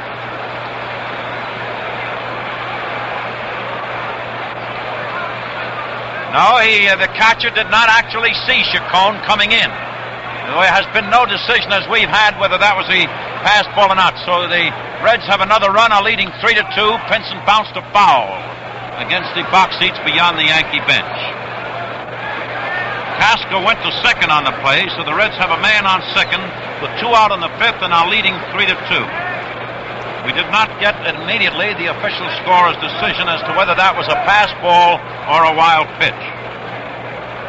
It bounced off the glove of the catcher. So on Elston Howard's pass ball, Chacon scored. The Reds are leading 3-2. 2 out in the 5th inning. Terry pitches again. Pinson took a swing and he missed for strike 3 as Pinson struck out. And so in the 5th inning, the Cincinnati Reds scored 1 run on 2 hits, a pass ball, and they had a man left on.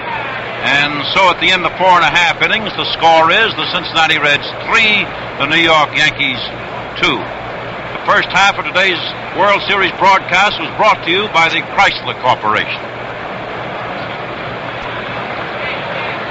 The second half of this game is being brought to you by the Gillette Safety Razor Company. Whitey Ford's 6 strikeouts yesterday brought his World Series record to 69. Going into the series, he had 63, a fact you can find in the Gillette World Series Encyclopedia, a handy pocketbook that I'm using right now to help me announce the game. It's a Gillette exclusive. Comes free when you buy the adjustable razor at the regular price of $1.95. This Gillette book is loaded with baseball highlights and sidelights. 256 pages brimming with facts, figures, sport cartoons, and good reading. Contains line scores of every series game. lifetime statistics of every man who ever played on a series, and more, much more. It's yours free with the Gillette Adjustable Razor. The adjustable has 9 different settings, one just right for your combination of skin and beard. And it comes with a supply of those remarkable Super Blue Blades. Get your free World Series encyclopedia with the Gillette Adjustable Razor and Super Blue Blades for only $1.95.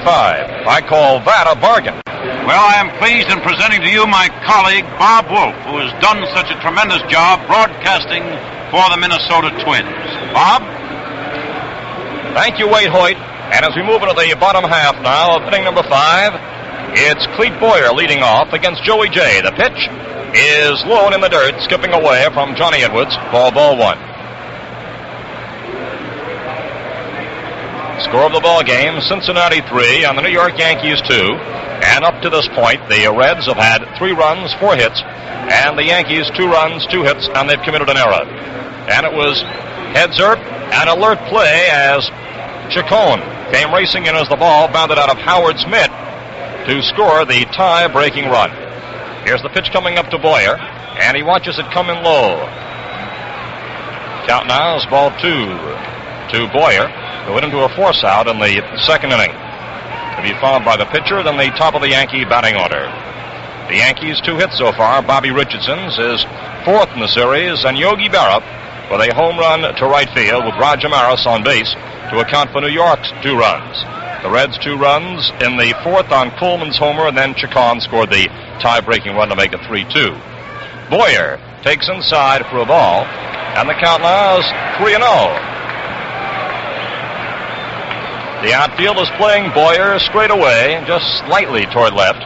And there's very little breeze right now at Yankee Stadium. It's a very mild, pleasant, and sunny afternoon. Perfect day for this game. Tall right-hander Joey J. on the mound as a count now of ball 3 to Boyer. Right-hander starts the windup, and the 3-0 pitch on the way is low and away, and Boyer draws a walk as he now trots down to first base. That will bring up the New York Yankee pitcher, Ralph Terry, who's been up once and has popped high in the air to Chacon, the second baseman. They'll be talking about that big play in the top of the inning for some time to come. With Pinson at the bat as the ball skipped out of Howard's mitt for a pass ball. Chacon took off from third as Reggie Otero, the third base coach, waved him on. And Howard cocked his arm to throw toward second, appearing for the moment as if he did not see the man breaking in from third. Then suddenly it dawned on him that Chacon was streaking for the plate, and Howard raced toward the plate, made a dive for the fleet speedster coming in from third, but Chacon slid in safely with the run. Here's the pitch to Terry, and it's bunted foul for strike 1. And Gordy Coleman, who was coming in from first base that time, charged in from first within 15 feet of home plate.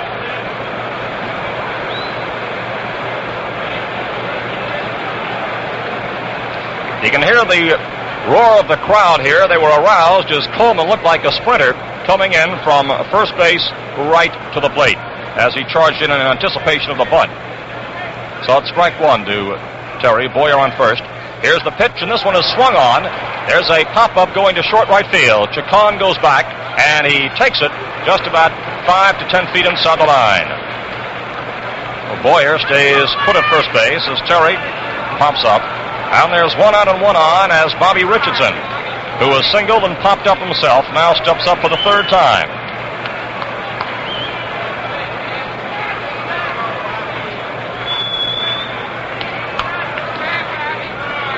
Bobby Richardson now steps in. On a third, Gene Freeze has moved in a bit, just about 3 or 4 feet off the infield grass there. Casco and Chacon at double play depth. The score of the ball game, 3-2 in favor of Cincinnati. Richardson the batter, Boyer on first, there's 1 down. We're in the bottom half of the 5th inning. Jay takes a look toward first, toward the runner. Then comes in with the pitch, and there goes the runner. There's a ground ball going into Casco. Over to second, it's too late. Back to first, it's wide. And they're safe at both bases.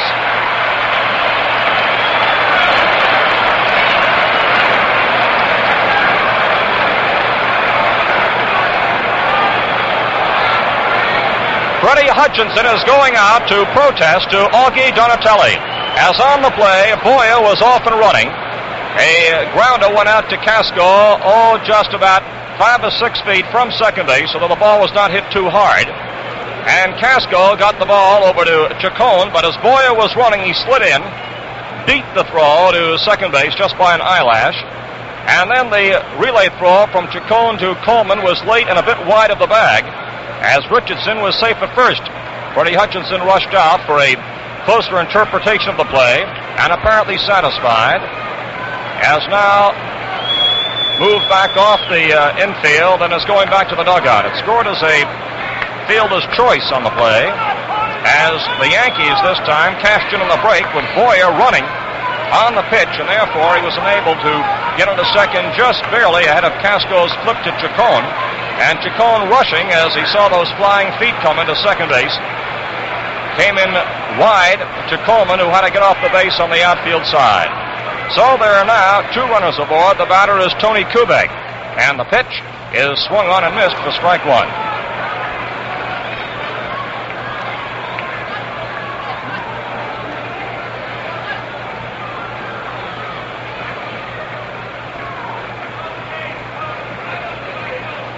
There's 1 away, runners on first and second.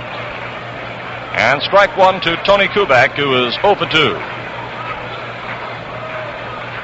With the stretch and the pause by Jay, here's the pitch, and it comes in low, 1-1.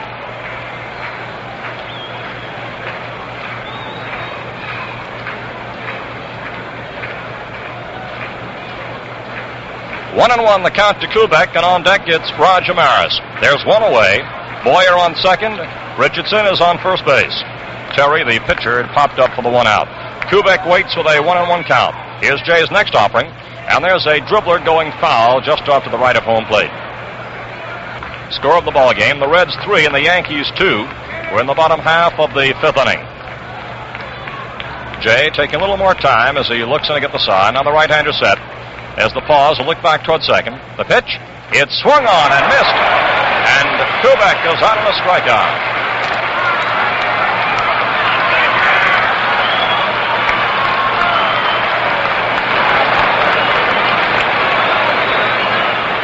Jay, this afternoon, has posted 2 strikeouts, and Kubek has been the victim in both cases. Roger Maris now comes up, 2 away and 2 on. And Maris this afternoon hit into a force out in the first inning. And then in the 4th, he drew a walk, and it was on base when Yogi Berra swatted his home run. So Maris steps up now, 2 on and 2 away. The pitch, swung on and fouled, going over into the New York Yankee dugout. Strike 1 to Roger Maris. Maris was held hitless in yesterday's ball game, and so far this afternoon he is 0 for 1 with a walk. The outfield finds Wally Post in right, playing just on the edge of the cinder path, near the 344-foot sign out there. And Pinson is way over in right center. Robinson is in left center field. The count is strike 1 to Maris. Here's the next pitch, and it comes in wide for a ball, and the count now is 1-1. They're giving Maris that left field line with plenty to spare. Maris, a pronounced pull hitter, and they're ganging up on him on the right side as Edwards, the catcher, now goes out to have a few words with Joey Jay. Boyer is on second. Richardson is on first base, and there are 2 outs in the bottom of the 5th, as Cincinnati leads by a score of 3-2 in the second game of the World Series. Now Edwards is back behind home plate. Maris awaiting that next pitch. The count now is 1-1. Jay poised out there on the mound, all set to work. Right-hander with a stretch and the pause, a look back toward second. Here's the pitch, and it comes in high, and the count now is 2 balls and a strike to Roger Maris. Both these teams have been well scouted going into the World Series competition. And, of course, there was an extra chapter, I'm sure, devoted to Roger Maris and how to pitch to him. And Jay is taking plenty of time between pitches, knowing that one errant move can be costly for the Reds. Maris up there with 2 men aboard.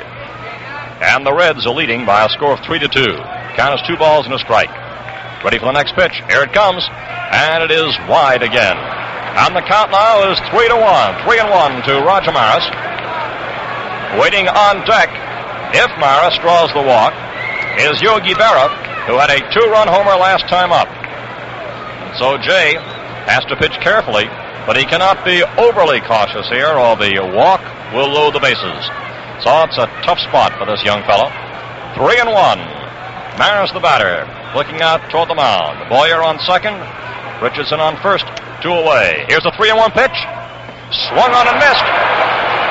And the count now is 3-2. So there'll be action aplenty coming up on the next one. Both runners will be moving. 3-2, 2 outs. Roger Maris the batter. You can hear this crowd here, the hum of anxiety and anticipation of what may develop on the next one. And on the mound, Jay has just given the ball a good roughing before putting that glove back on and looking in for the sign. 3-2 pitch coming up. It's a big one. All set for now. There's the stretch and the pause. The runners are moving. The pitch. Swung on and missed. A curveball as Maris goes down to the strikeout. Runner after fifth. No runs. No hits. No errors. And 2 are left. The score at the end of 5 innings. The Reds 3, the Yankees 2.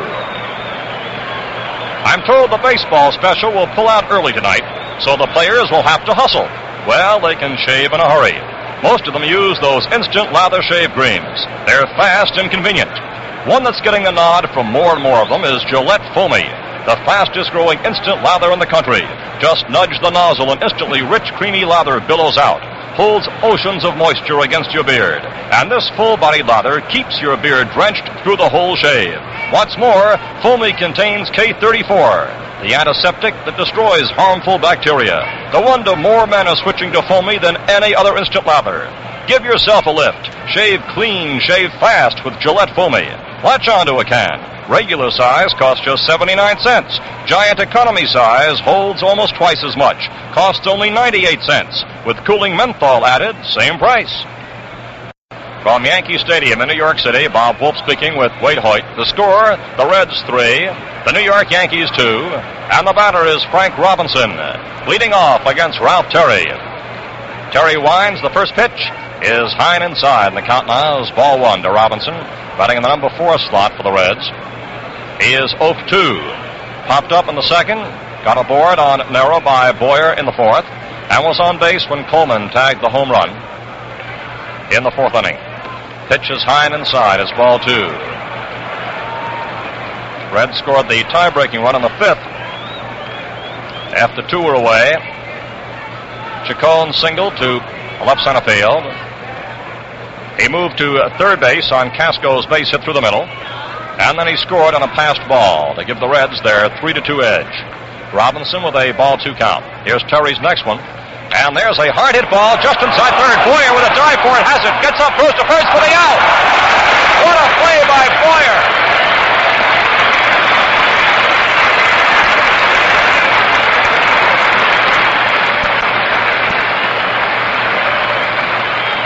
This Boyer is just amazing in this series. Robinson slashed a hard-hit ball just a few feet inside third. Boyer made a head-first dive for a ball, came up with it, scrambled to his feet, and threw Robinson out. Just to add to the list of sensational plays that Boyer has already made in just 2 games. Batter is Coleman. Brad is buzzing about that one. Boyer pulled 2 great ones yesterday. There's a foul outside of first off Coleman's bat, and it's strike 1. And the amazing thing, Boyer has shown that he can make the plays equally to both his right and his left. He made a great play on Freese going to his right yesterday, and then on Gurnett to his left also, this time to his right again on Robinson. Here's the pitch to Coleman, and it's inside, moving Coleman back. Count now is 1-1. Coleman grounded out in the second. He homered into the bleacher seats in right center in the 4th with Robinson aboard. Here's the next pitch to Coleman. and he fouls it back. Count now is ball 1, strike 2. The home run by Coleman sailed into the seats just over the extreme left end of the auxiliary scoreboard out there in right center field. Ball that was tagged over 400 feet. Count now, ball 1, strike 2 to Gordy Coleman. 1 away in the top of the 6th. Score, Reds 3, Yankees 2. Terry all set to work. Gets the sign now from Elston Howard. Coleman in and waiting. He's batting 5th in the batting order. Left-handed batter. Here's Terry's next one. And a changeup is missed. Oh, Terry pulled the string on that one as Coleman went down swinging. Coleman had dug in that time, expecting that Terry would be bearing down, but Terry changed speeds. And that's strikeout number 7. Posted by Ralph Terry. As Wally Post, it was an infield hit and is also whipped, steps in now with 2 away in the top of the 6th inning. Score 3-2, Reds in front. Here comes the pitch, and there's a liner going out to left to the line. It's in there for a base hit, and it hops up against the fence and left. There's Berra going over to field it, and into second base goes Wally Post.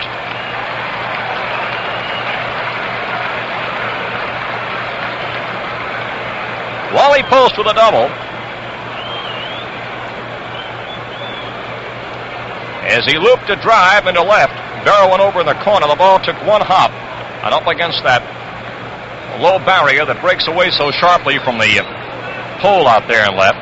Ball carrying back off the barrier there, and Post moved into second with his second hit of the afternoon. So the Reds have a man in scoring position as Gene Freese. Now it comes up. The throw is made over to first base as Bill Skowron, on the appeal to Frank Umont, claims that Post missed the bag, but the appeal is turned down by the first base umpire. As Post resides now on second base with 2 away in this top of the 6th. Gene Freese, who is struck out and grounded out, is now coming up. Score is 3-2, and they're going to walk Freese. There's the intentional pitch wide for ball 1. So they're taking no chances on this skilled veteran who hits that long ball as they're walking to bring up the rookie catcher, Johnny Edwards.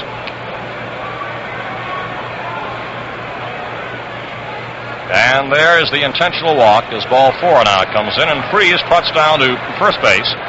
And Edwards, the youngster who didn't make the starting lineup until just about an hour or so before game time, is now stepping up. He's a left-handed batter.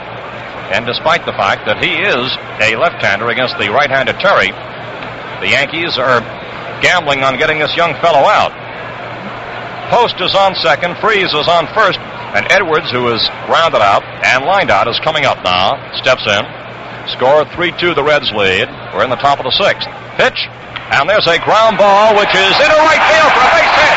Here's Post grounding third. Blanchard makes the throw to second. Post scores. Freese is in at third, and Edwards comes through with a ground single to right.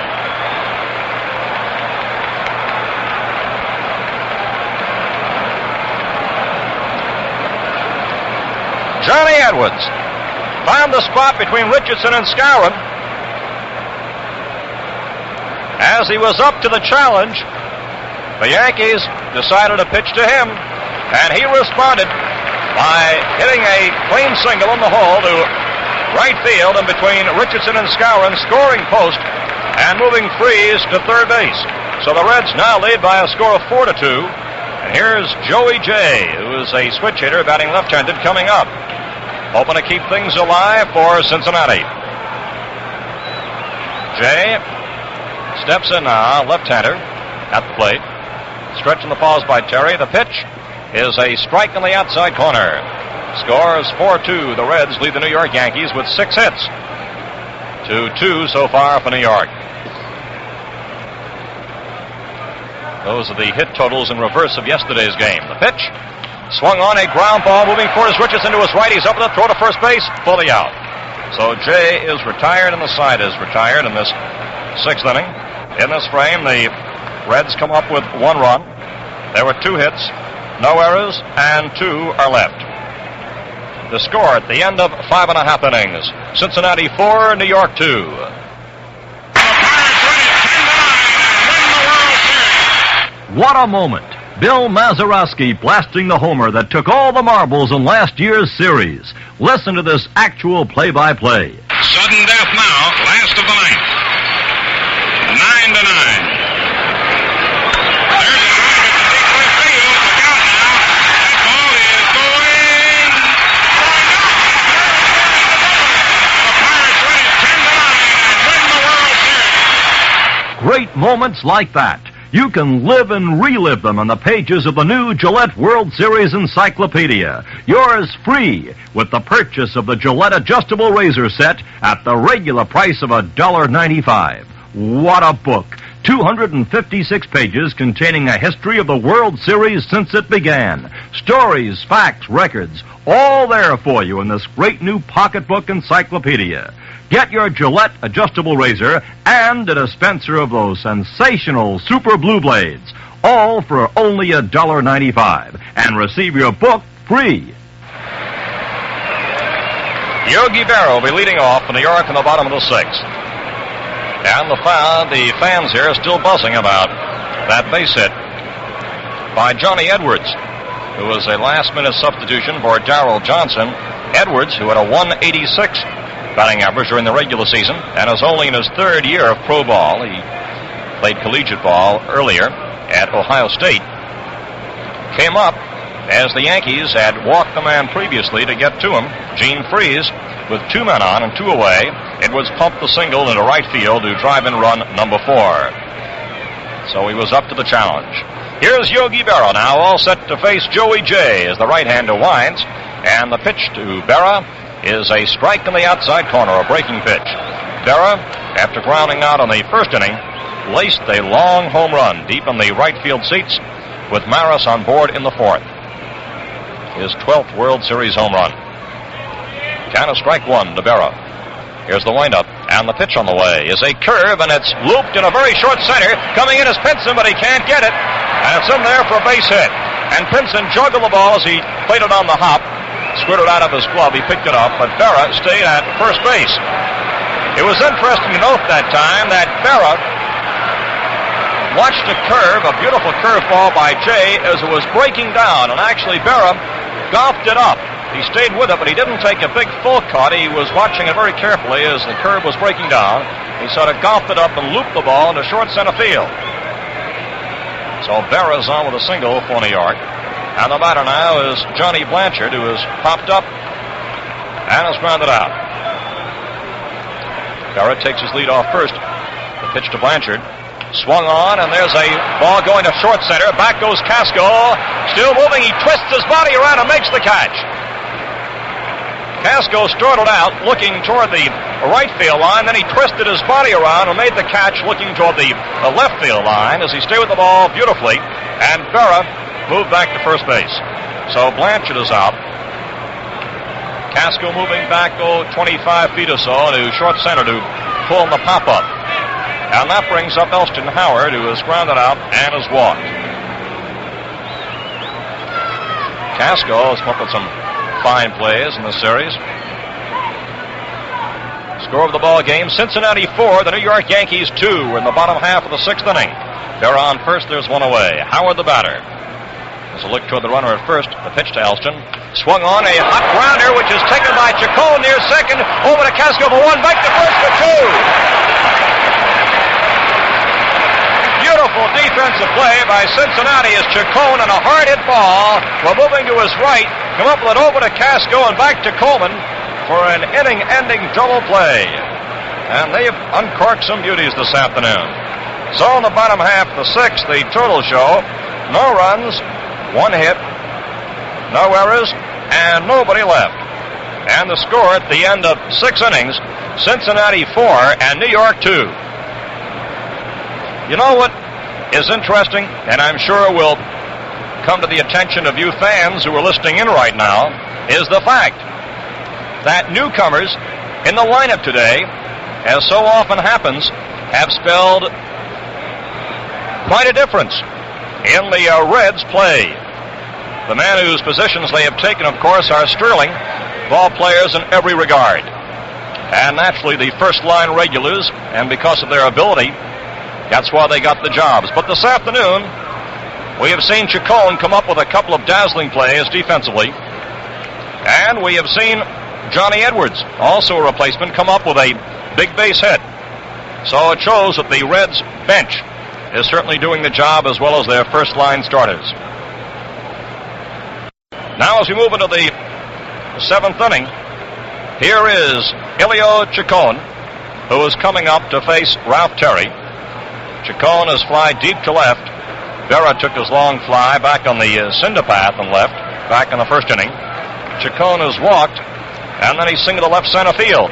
And it was his daring and speed which enabled him to come in as the ball bounced out of the mitt of Elston Howard in the 5th inning. Didn't roll too far from the plate, but Chacon got a quick break. And as Howard couldn't quite believe that Chacon might be coming in, Howard first looked to second. Chacon came legging in. Howard then saw the runner. He made a dive for him, but it was too late as Chacon slid in safely with run number 3. And there's strike 1 call to Chacon. We're in the 7th inning of an exciting ball game. The Reds lead 4-2. Ralph Terry on the mound. The pitch, a change-up curve, comes in low. And the count now is 1-1. Chacon is followed by Casco and by Pinson. The Yankees are playing Chacon straight away. Just very slightly shaded to left. Maris is just a little bit toward left center. Pitch is low again. The count now is 2 balls, strike 1. Maris is in center field this afternoon. Berra is in left, Blanchard in right. Mantle is out. It's post-operation wound proving a bit too hard. There's a high fly ball off Chacon's bat to deep left. Berra's back in the cinder path, has it, and that's twice that Chacon has flied out to Yogi Berra on that cinder path out there in left. 2 long outs off the bat of Chacon. His first time up, and now leading off here in the 7th. And interspersed with those 2 outs, a walk and a single to left center field. This fellow's not very large, Chacon, but he swings with surprising power. Here's Eddie Casco, who has whiffed twice and singled once. The Yankee bullpen is active now. Here's the pitch. Casco swings, sends a fly ball to left center field. Maris is moving under it, waiting now, and has it, and Casco is out number 2. The Yankee bullpen is now active as the Yankees are trailing by a score of 4-2. We're in the 7th with 2 away, and the batter is Veda Pinson, another one of the Red speed merchants. There's Blanchard going deep and right. He's still going back, and he's playing right now on the edge of the cinder path and right for Veda Pinson, batting 3rd in the Reds lineup. Here's the pitch from Terry, and a curve is low and in the dirt, skipping right by Howard for ball 1. The 7th inning of play, the score of the ball game: Cincinnati 4, the New York Yankees 2. Pinson the batter, count is ball 1. Terry all set to work. Third baseman Boyer has come in for Pinson because of Pinson's great speed. Here's the pitch. Pinson swings, and there's a ball which is taken by Skowron just an inch or so off the ground. It was a sinking liner, topped, and Skowron went right down almost to the dirt as he made the catch. So in the 7th, there are 3 up and 3 down. And the score at the end of 6.5 innings, Reds 4, Yankees 2. Paper-made credit card contest winners now leaving for London, Paris, and other world-famous cities. How would you like to fly anywhere, stay anywhere, dine anywhere, and just sign for it? Never get a bill. Well, the world is yours if you win the Paper-Mate $50,000 credit card contest. You'll fly the finest on TWA Superjets and just sign for it using your TWA Air Travel Card. You'll stay at luxury hotels like the Royal Hawaiian in Honolulu, dine at famous restaurants in Paris or Rome, and just sign for it using your Diners Club card. You'll have a car when you want it with your Hertz Rent-A-Car card, gas when you need it with your Shell credit card. When it's time to pay, just pull out your Paper-Mate pen and sign for it. Never get a bill. Grand prize is $10,000 in credit or cash, 500 other prizes. Get entry blanks and full contest details now wherever Paper-Mate pens are sold. Here now is the bottom half of the seventh inning, and Bill Skowron will be leading off for New York. He walked in the second, hit into a double play in the fourth. A well-executed play from Chacon to Casco to Coleman. So Bill Skowron now steps up to face Joey Jay with the score of the ball game. Cincinnati 4, the New York Yankees 2. There have been 4 runs, 6 hits for the Reds, and for the Yankees, 2 runs, 3 hits. They've committed 1 error. Skowron at the plate. Here's the windup by Jay. The first pitch to Skowron is bunted. Foul outside of first. And this bunt was almost in self-protection as Skowron had the bunting idea. He slid the hand up along the bat to bunt, and Jay's pitch came buzzing in on him, shoulder high. And Skowron actually used the bat as a shield as the ball was bunted foul. Strike 1 to Bill Skowron. Now steps outside the batter's box for a moment. Skowron is particularly dangerous here in Yankee Stadium because of his power to all fields. Post is playing him over a little bit toward right center. Now Jay set to work with a 1-strike count to Bill Skowron. The windup, here comes the pitch, and it's a curve for a called strike, and that one really broke on the outside corner. Strike 2 to Bill Skowron. Jay steps back off the mound. He's rubbing up the ball. The count is strike 2 to Skowron. All set to go once again. Here's the sign now from Johnny Edwards. Jay takes a long time looking in toward home plate before starting the windup. Up goes the right arm. Here's the 2-strike pitch. Curveball is missed, and Skowron is out on a strikeout. Jay worked very slowly, very carefully and cautiously as he posted strikeout number 4, and that brings up Clete Boyer, who is 0 for 1 and has walked. We cannot see the Yankee bullpen from our broadcasting perch as it's beyond the seats out there in deep right. However, the report has reached us that Arroyo and Daly are limbering up. Now the batter is Boyer. Here's the pitch, and a curve is high for ball 1. 1 away we're in the bottom half of the 7th inning. Score of the ball game is Cincinnati 4, the New York Yankees 2. And we have seen home runs by both sides today. Coleman with a 2-run homer for the Reds, and Barrow with a 2-run blast for the Yankees. Here's the pitch coming up to Boyer. He swings and lifts a high fly ball to deep center field, but Pinson is back deep and waiting, and he is there to take it. 2 away. And now for the New York Yankees, a pinch hitter coming up. Hector Lopez emerges up out of the dugout,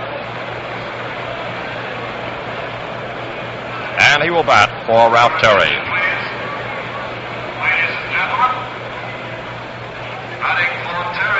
Hector Lopez is now stepping in. Lopez was in yesterday's ball game, was hitless in 2 appearances. He's a right-handed batter. Comes up with 2 outs and nobody on. Good opposite field hitter. Pitch is foul to the right, and it's strike 1. So Ralph Terry is out of the game as Hector Lopez is now in as a pinch hitter with 2 away in the bottom of the 7th. The score 4-2 in favor of Cincinnati over the New York Yankees. The outfield has shifted slightly for Lopez, with Post moving a little closer toward that right field line, and Pinson is slightly to right center field, a big hole in left center. Here's the next pitch coming up. Inside and high, moving Lopez back from the plate. And the count now is 1-1 to Hector Lopez. 2 down, nobody on, bottom of the 7th inning. Lopez pauses outside the batter's box, knocks a little dirt out of his spikes, and now he's planting himself once again as he steps back in. Count is 1-1 to Lopez. 2 down, nobody on. Jay all set to work. Gets the sign now from Edwards. Right-hander starts the windup, and here's the 1-1 pitch. It's wide, and Lopez started to move for it, held back on the swing. Count now is 2 balls, strike 1. Cincinnati scored first in the ball game. Yankees came back to tie it in the same inning, the 4th, and the Reds have scored single runs in the 5th and 6th to take their 4-2 lead. Here's the 2-1 pitch coming up to Lopez. Inside, and the count now is 3-1. 3-1 to Lopez. 2 outs, Bobby Richardson kneeling in the on-deck circle. It's been a bright, sunny afternoon here in New York, and a very exciting contest. 3-1 to Lopez. Right-handed batter, in and waiting. Jay, as the game progresses, working a little more slowly between pitches. Ready for that 3-1 pitch now. Here it comes, and it's a fastball low as Lopez draws a walk. So the Yankees have a runner on first base with 2 down, and the batter is Bobby Richardson, 1 for 3 this afternoon.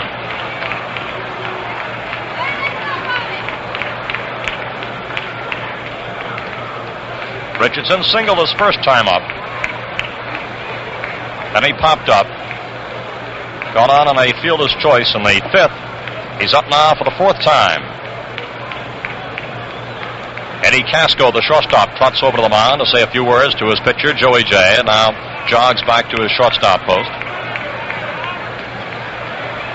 And there's activity now in the Reds bullpen as Richardson steps in. Bobby, the Yankee leadoff batter, comes up with Lopez on first, 2 down. There's a look toward the runner. The pitch to Richardson. It's swung on. There's a hard hit ball and 1 hop to Chacon. He races to second, makes the force-out play there on Lopez to retire the side.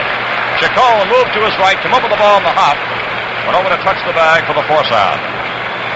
So that ends action in the bottom half of the 7th with the totals here showing no runs, no hits, no errors, and 1 man left. And the score at the end of 7 full innings of play, the Reds 4 and the Yankees 2. Wait, when you were calling the plays, I looked you up in Gillette's new World Series Encyclopedia and see where you won 6 series games. This handy volume contains the record of every player who ever appeared in a game. You fans can get your copy free when you buy the Gillette adjustable razor at the regular price of $1.95. The World Series Encyclopedia has 256 pages. The complete text of the new $5 volume contains line scores of every series game. It sparkles with illustrations and lively reading. And it's free with the purchase of the Gillette adjustable razor set at the regular price of $1.95. The adjustable is the world's only razor with 9 different settings on a micrometer dial, one just right for you. With it, you get a dispenser of those amazing new Super Blue Blades for incredible shaving comfort. Get yours while this deal's still around. Free World Series Encyclopedia, Gillette Adjustable and Super Blue Blades for only $1.95, the price of the razor set alone. We pause 30 seconds for station identification. Are you mixing with the best? Saratoga Vichy with the yellow label, it outsells all the rest. The genuine Vichy with the yellow label tastes better tonight, feel better tomorrow. Saratoga with the yellow label. Saratoga Vichy brings you all the sparkle of a true champion. Make sure you're mixing with the best Saratoga Vichy. WGY, WGFM, Schenectady. Here's the 8th inning. Bob Wolf with Wade Hoyt here at Yankee Stadium in New York. The score is 4-2. The Reds lead the Yankees, and the new Yankee pitcher is Luis Arroyo, the Yankees' ace reliever, a left-hander who has moved on the scene, had a fabulous record in relief this past year. Here's Robinson leading off the 8th, and the first pitch is low and away, ball 1. Arroyo throws a fine screwball, good sinker pitch.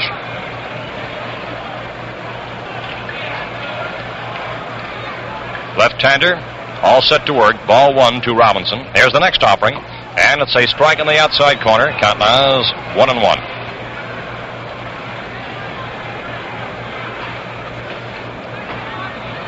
Louis, who's 33, comes from Puerto Rico. He's a chunky left-hander. 5'8 and a half, 190 pounds. What a record he had this past season. Here's the 1-1 pitch to Robinson. It's inside for ball 2, 2 balls and a strike. This past year, Arroyo had 15 wins and just 5 losses, as he was the big stopper in the bullpen for New York. Had a 2.19 earned run average. 2-1 the count to Robinson leading off in the top of the 8th. The score is 4-2. The Reds lead the New York Yankees. And as Arroyo takes too much time, Robinson steps out. The attendance this afternoon is 63,083. 63,083 on this fine afternoon. Now the 2-1 pitch. Here it comes. And there's a ball fouled back just to our right. Count is 2-2 to Robinson, who has popped up, been on base on an error, and grounded out on a tremendous play made by Boyer on him in the 6th inning. As Boyer made a head-first dive toward the line to spear the hard ground ball, and then jumped to his feet and whipped Robinson out. Here's the 2-2 pitch. Comes in low, and the count now is 3-2 to Robinson. 4-2. The Reds lead the New York Yankees in the 8th of the second game. The Yankees took the opener of the series yesterday. Ready for that 3-2 pitch now to Robinson. Here's the windup by Arroyo. And the pitch on the way is wide. A screwball for ball 4 as Robinson draws a walk. And that brings up the homer hitter of the 4th inning, Gordy Coleman, who was 1 for 3 this afternoon, and a 2-run homer in the 4th, earlier grounded out, and since then he has struck out. Arroyo broke Joe Page's New York Yankee club record of 60 appearances in one season, set in 1949. He was in 65 games this year. There's an attempted bunt missed for strike 1. Dashing in from third base was Boyer. And the count now, strike 1 to Coleman. Robinson on first. There's nobody out. We're in the top of the 8th.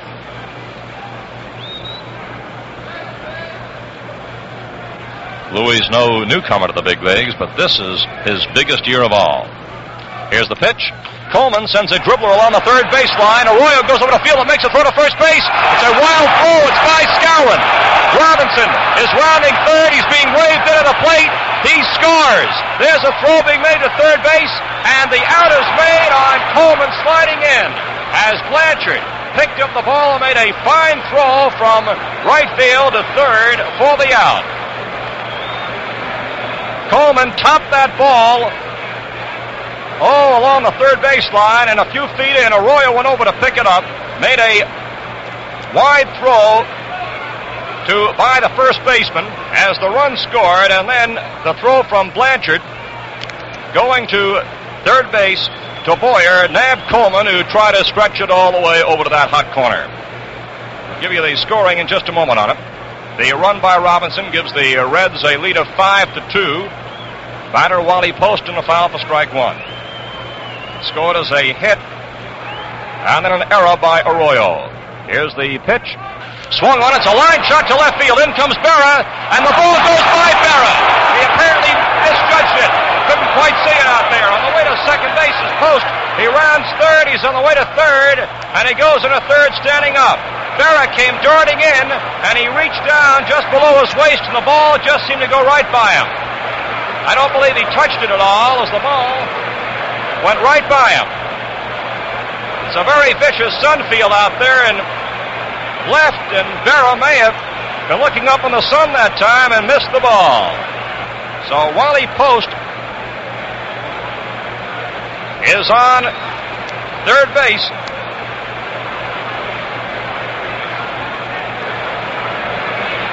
And there's going to be an intentional walk now to Gene Freese. We're awaiting the scoring on that ball hit by Post. Freese draws a second intentional walk, and that will bring up Johnny Edwards, who responded last time after the intentional walk with a base hit. In this inning, Robinson led off with a walk. Coleman dribbled the ball just to the left of the mound inside the third baseline. Arroyo picked it up and threw wild by Skowron at first base as Robinson kept racing around the bases to score as the ball went caroling outside the right field line. Coleman, who got credit for a hit kept moving up on the error by Arroyo. He was thrown out at third base on Blanche's throw to Boyer. Now Post is on third on his ball hit by Berra. Freeze on first, and here's Edwards. And the pitch is inside for a ball.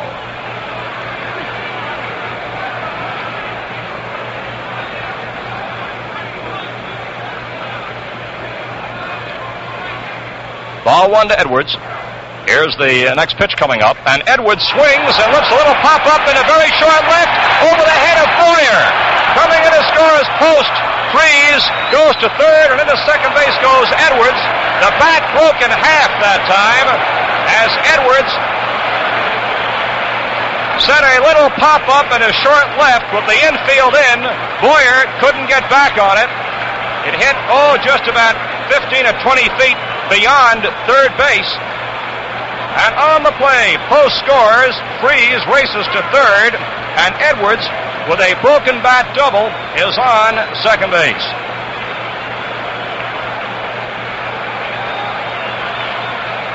So, the score is now 6-2 Cincinnati, and the batter is Joey J. The infield is drawn tight with runners on second and third. One out. There's ball one wide.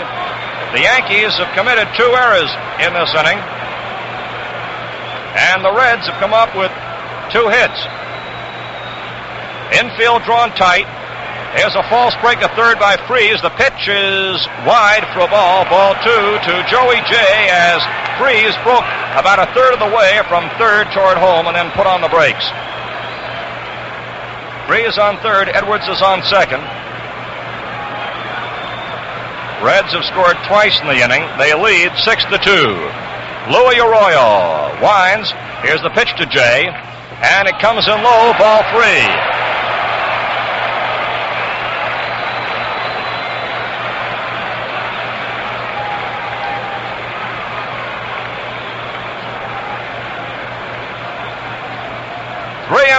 To Joey J. Here's Arroyo's next pitch, and it's over for a called strike. 3-1. 3-1 to Jay. Score of the ball game is 6-2. The Reds lead. Jay now steps out of the batter's box, looks down to Otero at third, the coach, before stepping back in. Runners on third and second with 1 out. Here's the 3-1 pitch. Swung on and missed. Count is 3-2, and that time as Freeze made a false start again toward home plate. Skowron, watching at first base, started to come in just in case the squeeze might be on.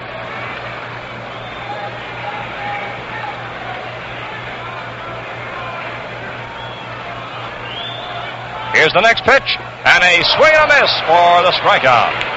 So Jay goes down swing on a 3-2 pitch for the strikeout. And that brings up the leadoff batter, Elio Chacon. As the Yankee infield now goes back with 2 away, 2 runs across, and Chacon stepping up. Runners on third and second.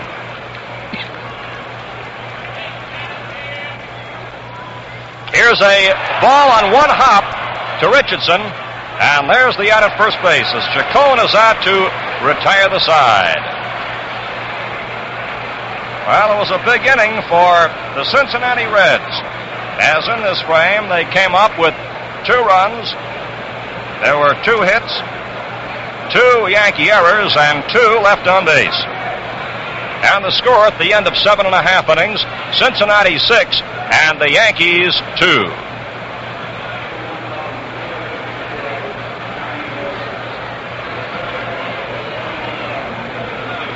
In the bottom half of the 8th inning, Kubek leads off, followed by Maris and Berra. Score of the ball game is 6-2. The Reds leading with 6 runs and 8 hits. The Yankees have 2 runs, 3 hits, and 3 errors. And here's the pitch coming up to Kubek. There's a curve sent right back through the middle, through Jay's legs to center field. Kubek goes on with a single to center, right through Jay's legs. And the batter now is Roger Maris, who is 0 for 2 and has drawn a walk. So Maris steps up. That hit was number 4 off Jay. The Yankees have had 3 singles and a home run.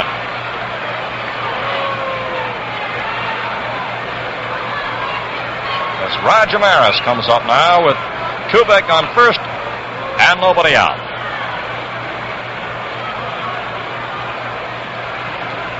Jay looks in to get the sign from Edwards.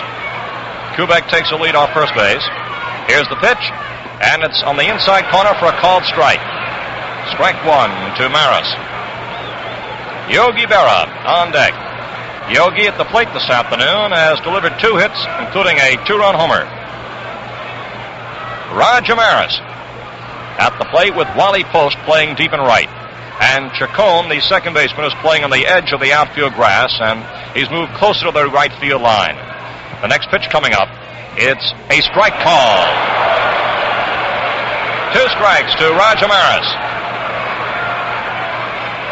And now Edwards hustles out to speak to Jay at the mound. Score of the ball game, Cincinnati 6 and the New York Yankees 2.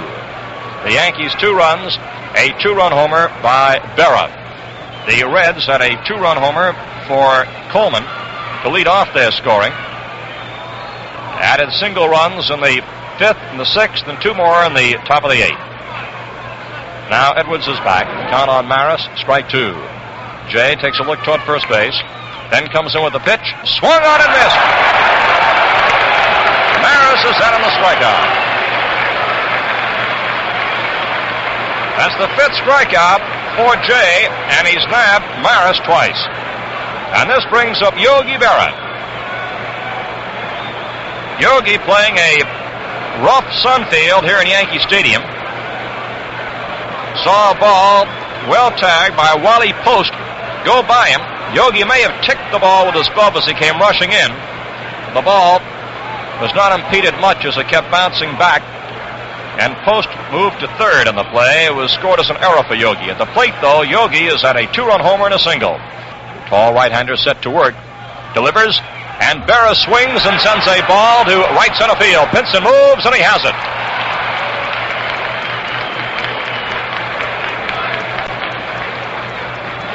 That ball was topped a bit on Berra's swing. It was sinking very rapidly. Fly ball into right center, not too deep, as Pinson made the catch for out number 2. That brings up Johnny Blanchard. And we note that just on the infield area, with the lights pointing in that direction, that they have just started to put on one of the banks of lights. So it's Blanchard now stepping in. He's popped up, grounded out, and popped up again. And the pitch on the way is low, ball 1. Ball 1 to Johnny Blanchard.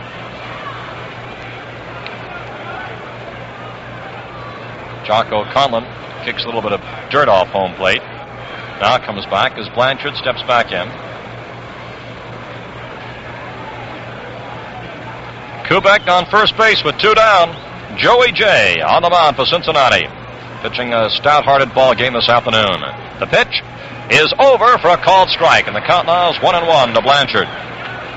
Blanchard has been a real clutch player this past season for the New York Yankees, coming up with big hits and game-winning homers. Left-handed batter, hit and waiting with a count of 1-1. 2 down. Here's the pitch. And there's a pop-up, which is foul outside of third, near the seats. Freeze is racing for it, still moving. He has it. And he sank to his knees in front of the Reds dugout as he made the catch. So in the bottom half of the 8th inning, no runs, 1 hit, no errors, and 1 man is left. And the score at the end of 8 full innings of play, Cincinnati 6, the Yankees 2. A no-hitter, a perfect game for Don Larson. That's from the most famous World Series game ever, Don Larson's 1956 no-hitter. Here's the actual play-by-play of the final out. I'll guarantee that nobody has left this ballpark.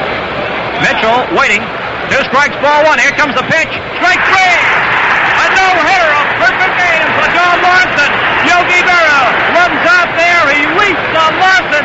Listen to this crowd roar.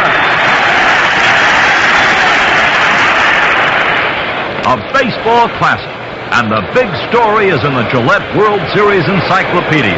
This handy pocketbook contains 256 pages of baseball knowledge, records of every player, cartoons by Willard Muller, practically every World Series fact and figure.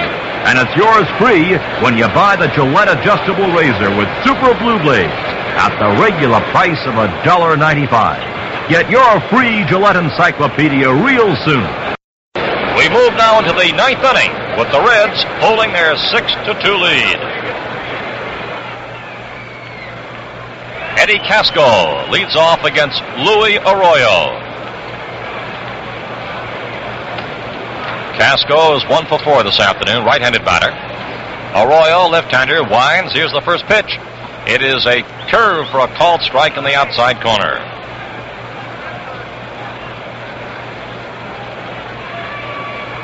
Strike one to Eddie Casco, be followed by Pinson and Robinson.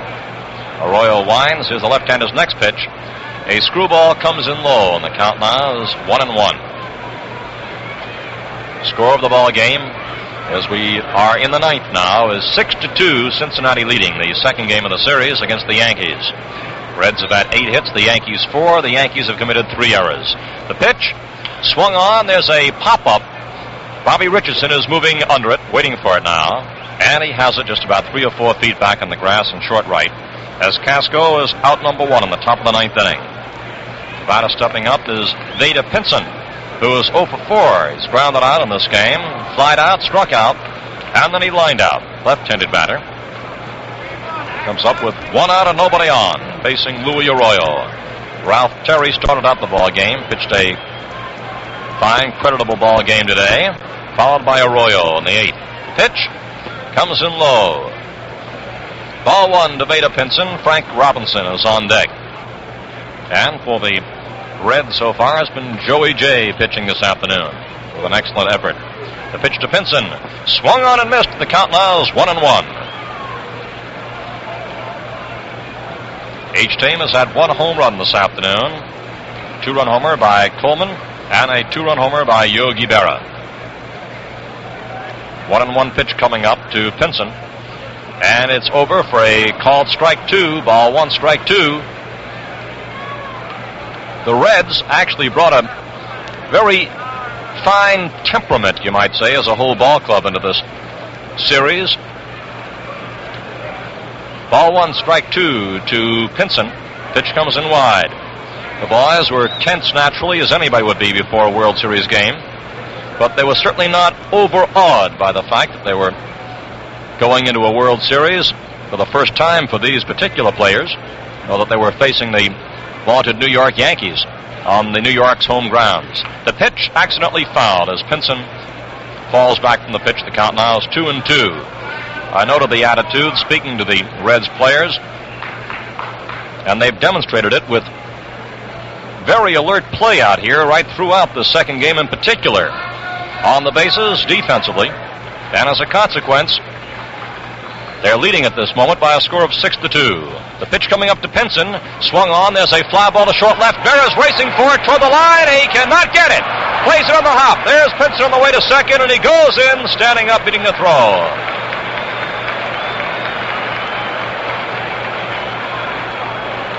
Vada Pinson on second base with a double as Berra moved toward the line in short left. Couldn't get to it.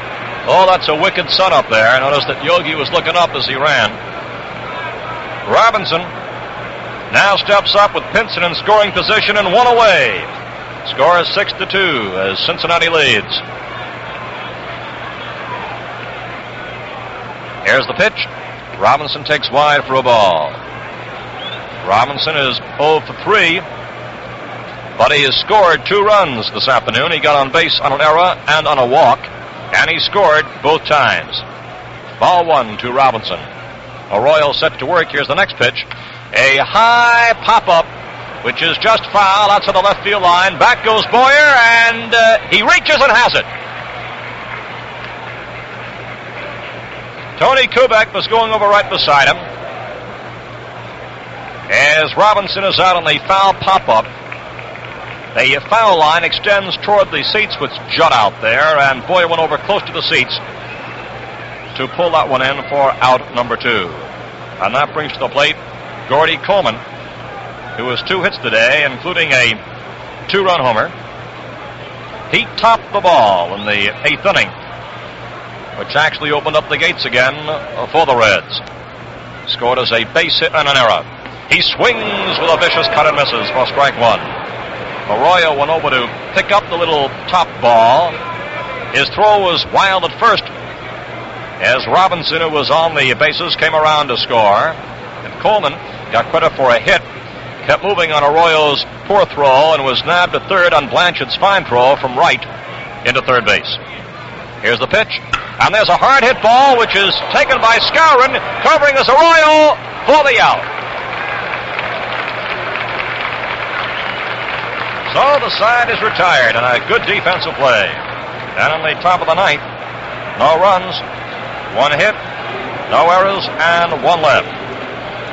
And the score at the end of 8.5 innings, Cincinnati 6 and the Yankees 2. We pause 30 seconds for station identification. Are you mixing with the best? Saratoga Vichy with the yellow label, it outsells all the rest.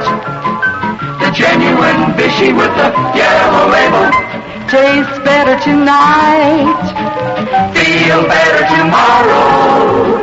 Saratoga with the yellow label. For true excitement, you can't beat the World Series, and for the true excitement of a perfect mixer, you can't beat Saratoga Vichy. WGY, WGFM, Schenectady. Here in Yankee Stadium in New York, Bob Wolf with Wade Hoyt, the score of the ball game 6-2, and now the Yankees come up in the bottom half of inning number 9. And Elston Howard will be leading off against Joey J. He'll be followed by Bill Skowron and Clete Boyer, the listed hitters.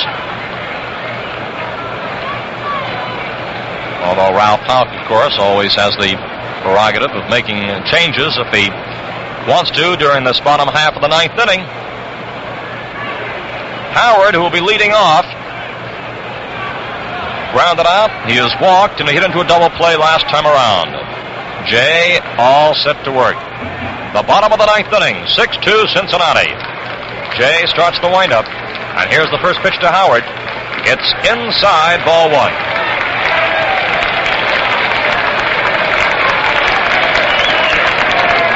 Casey Stengel is walking toward an exit way, rousing the crowd here as they crane up to take a look at the very colorful former Yankee manager. There's a ball topped just in front of home plate. It's picked up by Edwards, the throw to first base, and the throw is made to first base for the out.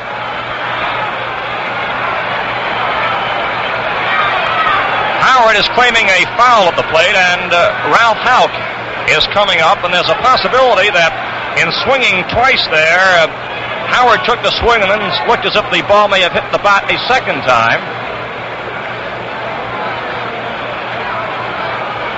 Edwards picked up the ball as it dribbled a few feet in front of the plate, made a throw to first base. And, of course, the Yankees are up there discussing the situation right now, but Howard is out. Now, whether or not the out will be made at first base or for hitting the ball twice with the bat, we will have to wait and see, but it was a fair ball, and the out is registered, and Howard is out, and Ralph Houk goes back into the dugout.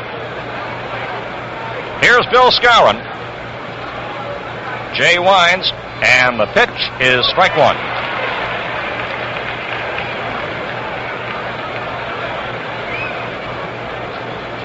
Strike 1 to Skowron, who is 0 for 2 and has walked. Here's the windup. And the next pitch, swung on and missed. Good curveball, the outside corner. The play, the official score as ruled, went from Edwards to Coleman for the out there, as Howard's contention was that the ball was fouled in the batter's box, and umpire Jocko Conlon, right there in the scene, waved that the ball was into fair territory where Edwards made the play at first base. 2-3 if you're scoring. Count is ball one, strike two now to Skowron. We're in the bottom half of the ninth inning. There's one away. And the score is 6-2. Cincinnati leads the New York Yankees. Ready for that 1-2 pitch. Jay starts the windup. Here's the pitch on the way. A swing and a miss. The ball looked like it was just barely ticked, but it stayed right in the mid of Edwards for the strikeout. So they're two down in the bottom half of the ninth. That's strikeout number 6 for Joey Jay. And the batter now is Clete Boyer, who is 0 for 2 and has walked.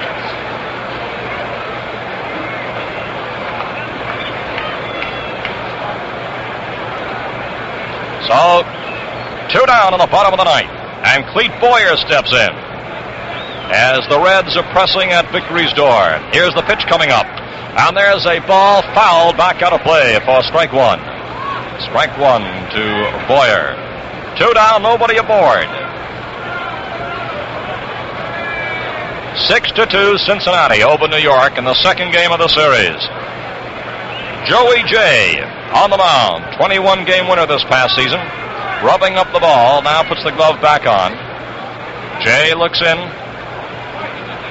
gets the sign. This is first big league series assignment. Here's the pitch coming up to Boyer, and it comes in low, and the count now is 1-1. Reds infield talking it up behind their young right-hander. Jay toes the rubber. Count is 1-1 to Boyer. 2 down, bottom half of the ninth. Here's the sign from Edwards. Jay starts the windup, and here's the 1-1 pitch. It's swung on as a foul, which is going off to the left and going out of play, and the count now is ball one, strike two.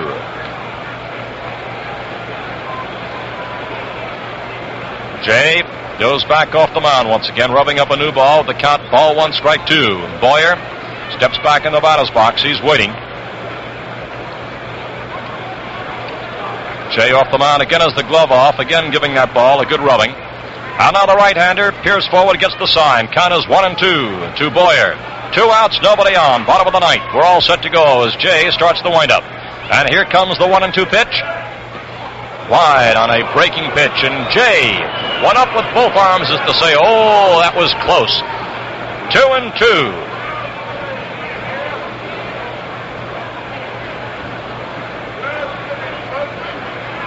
Ready for the next one now. 2-2 to Boyer.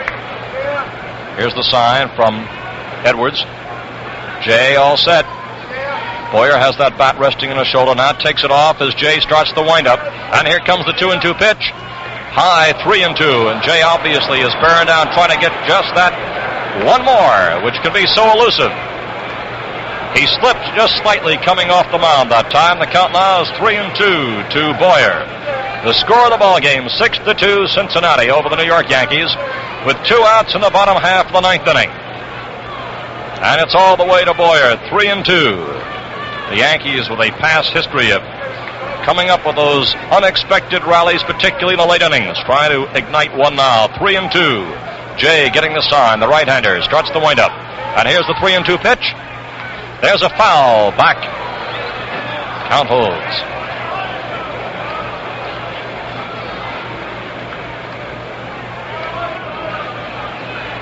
Joey Jay again back off the mound. 26-year-old right-hander.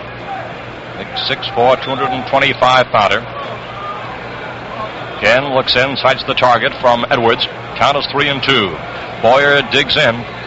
Now we're set for that 3-2 pitch. Here's the windup. And the pitch. High as Boyer walks. And there's a man on first base with 2 away. As the Yankees now go to the bench once again. And coming up as a pinch hitter is Billy Gardner, who will be batting for Louis Arroyo. Billy Gardner.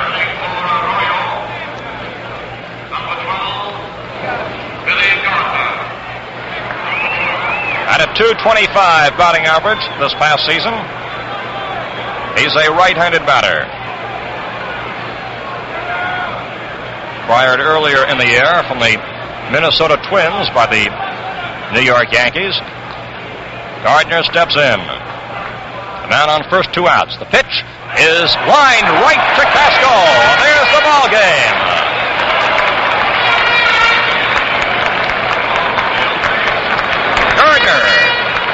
sends that to Casco as Jay accepts congratulations coming down off the mound into the dugout. The bottom of the ninth, there were no runs, no hits, no errors, and one man left. And the final totals on the ball game: Cincinnati, 6 runs, 9 hits, no errors. Losing pitcher, Terry. And for the New York Yankees, 2 runs, 4 hits, and 3 errors. In a moment, we'll review the highlights of the game for you. In last year's series, the Yankees got more hits, scored more runs, and racked up the highest team batting average in the history of the series. Yet, the Pirates walked off with a champion's share. You'll find this and 1,000 other facts in the new Gillette World Series Encyclopedia, which is yours free with the purchase of the Gillette Adjustable Razor Set at the regular price of $1.95. This 256-page book is a statistical goldmine, jam-packed with series facts and figures, including the lifetime record of every player who ever appeared in a series. It contains every word of the new $5 hardbound World Series Encyclopedia, yet it doesn't cost you a cent. It's yours for free with the purchase of the Gillette Adjustable Razor. The adjustable, you know, is the famous razor with 9 different blade settings, one just right for you. With it comes a dispenser of those amazingly comfortable Super Blue blades. Sound like a bargain? You bet. The adjustable razor with Super Blue blades, plus your free World Series Encyclopedia, all for just $1.95, the price of the razor set alone. And now to sum up the highlights of this ball game, let's hear from Wade Hoyt. Well, first of all, I guess they're going crazy in Cincinnati right now. Today, when the Cincinnati Reds defeated the New York Yankees 6-2, it was the first time in World Series history that the Cincinnati Reds have defeated the New York Yankees. As you recall, back in 1939, the Yankees took 4 straight from the Reds. And as the Yankees won the first one yesterday with Whitey Ford pitching, it was 5 straight defeats for the Reds by the Yankees in World Series history. The Cincinnati Reds, not dismayed one whit, snapped to it today and won their first victory over the Yankees, and Joey Jay becomes the first Cincinnati pitcher in Yankee history, or rather in Cincinnati history, to defeat the New York Yankees in a World Series. I would say Joey Jay's great pitching, supported by the Reds' batting, fielding, and a couple of breaks that went the way of the Reds today, overcame the New York Yankees. And Jay and Chacon and Casco, I would say, combined to give the Cincinnati Reds today a great defense. Of course, pitching is part of defense. And when Joey Jay held the hard-hitting New York Yankees to 2 runs and 4 hits, why, he did another remarkable pitching task. And as a matter of fact, now the Yankees in 2 games against Cincinnati pitching have had a total of 4 runs and 10 hits, as they had 6 hits in yesterday's game. In the matter of batting, Coleman, of course, with his home run, scored the first runs by the Reds in this series, as Coleman propelled a long home run into the right field bleachers in the 4th inning after Robinson had reached base through an error. Of course, the Yankees came right back and tied it up, as Joey Jay walked Roger Maris, and then Yogi Berra, who's always a threat and always a tremendous hitter in the World Series, parked one out there in the right field pavilion to tie it up at 2-2. But twice in the ball game, they walked the rookie Johnny Edwards. They walked the 7th batter in the lineup, Gene Freese, to get at Johnny Edwards, and twice in 2 successive turns at bat, the rookie Johnny Edwards came through with base hits to drive in 2 runs. In the 6th inning with a single, and in the 8th inning with a double. And, of course, that added materially to the Reds' build-up of the 6 runs. The Reds played a very good ball game today. Fine defensive work, as I say, by Casco. Excellent work by Chacon, who substituted for Blasingame because Blasingame is out with an injured index finger. There were 2 double plays by the Reds to spark it. And I would say also we can't forget that the New York Yankees third baseman, Clete Boyer, certainly played another remarkable defensive game And he is a tremendous third baseman. And, of course, on the offensive, Yogi Berra was in there with that homer. Now, quickly, Chacon had one hit. Casco had a single. Pinson had a double. Robinson had no hits. But he did score 2 runs. He reached base through an error and a base on balls. Coleman had 2 runs batted in with a home run. Then he had an additional single. And Posthead was in there with a single and a double. He also scored 2 runs. Gene Freese was walked twice intentionally. Johnny Edwards batted in 2 runs with a single and a double. For the New York Yankees, Richardson had 1 hit. Kubek a single. Maris had no hits in 3 official trips. Maris has gone 7 turns to bat now without a hit. However, he did walk, and he scored on a home run by Berra. Berra had a home run and a single. Then the rest of the batting order, Blanchard, Howard, Scowen, Boyer, Terry, Lopez, Arroyo, and Gardner had no hits whatsoever. As the Yankees wound up with 2 runs, 4 hits, and 3 errors, the winning team, the Cincinnati Reds, 6 runs, 9 hits, no errors. The attendance was 63,083, a total attendance for the 2 games here in the stadium of 125,480. The time of this second game, the second World Series game, was 2 hours and 43 minutes. Terry was the losing pitcher, and Joey Jay was the winner. Jay was very good all the way through. He was a little bit wild, but on the other hand, Jay struck out 6, and he walked 6. The starting pitcher, Terry, walked 2, struck out 7. Arroyo, the reliever, walked 2 and struck out 1. This broadcast is authorized under broadcasting rights granted by the Commissioner of Baseball solely for the entertainment of our listening audience, and any publication, rebroadcast, or other use of the descriptions and accounts of this game without the express consent of the Commissioner is prohibited. And our deep thanks to our engineer, Harry Alexander, our producer, Lenny Dillon, and now this is Wade Hoyt speaking for Bob Wolf, inviting you to be sure to tune in Saturday at 1:45 Eastern Daylight Time for the 3rd game of this exciting 1961 World Series, brought to you by the Chrysler Corporation, where engineering puts something extra into every car, and Gillette Safety Razor Company. This has been an NBC Radio Network production. Are you mixing with the best? Saratoga Vichy with the yellow label, it outsells all the rest. The genuine Vichy with the yellow label tastes better tonight, feel better tomorrow. Saratoga with the yellow label. Hope you've enjoyed the game. Know you'll enjoy Saratoga Vichy. Make sure you're mixing with the best. Saratoga Vichy. This is WGY, WGFM, Schenectady. Thanks, Ed Eckert. You too, NBC, Cincinnati Redlegs, and New York Yankees. Well, so much for the thanks. We're back here on the Bill Edwardson Show now. 7 minutes till 4 o'clock. We're a little late. Going to be a little busy for the next couple of hours. You stay with us till 5:45 with music. First, we interrupt our program for this. Here is a special Chevrolet release. Listeners are urged to visit a Chevrolet dealer showroom to see the new models unveiled by the Chevrolet Motor Division. The new 1962 Chevrolet, Corvair, and the totally new Chevy 2 are receiving widespread public acclaim. Now, back to your regular program. We're back with Elliot Lawrence first, and Did You Say Dixie?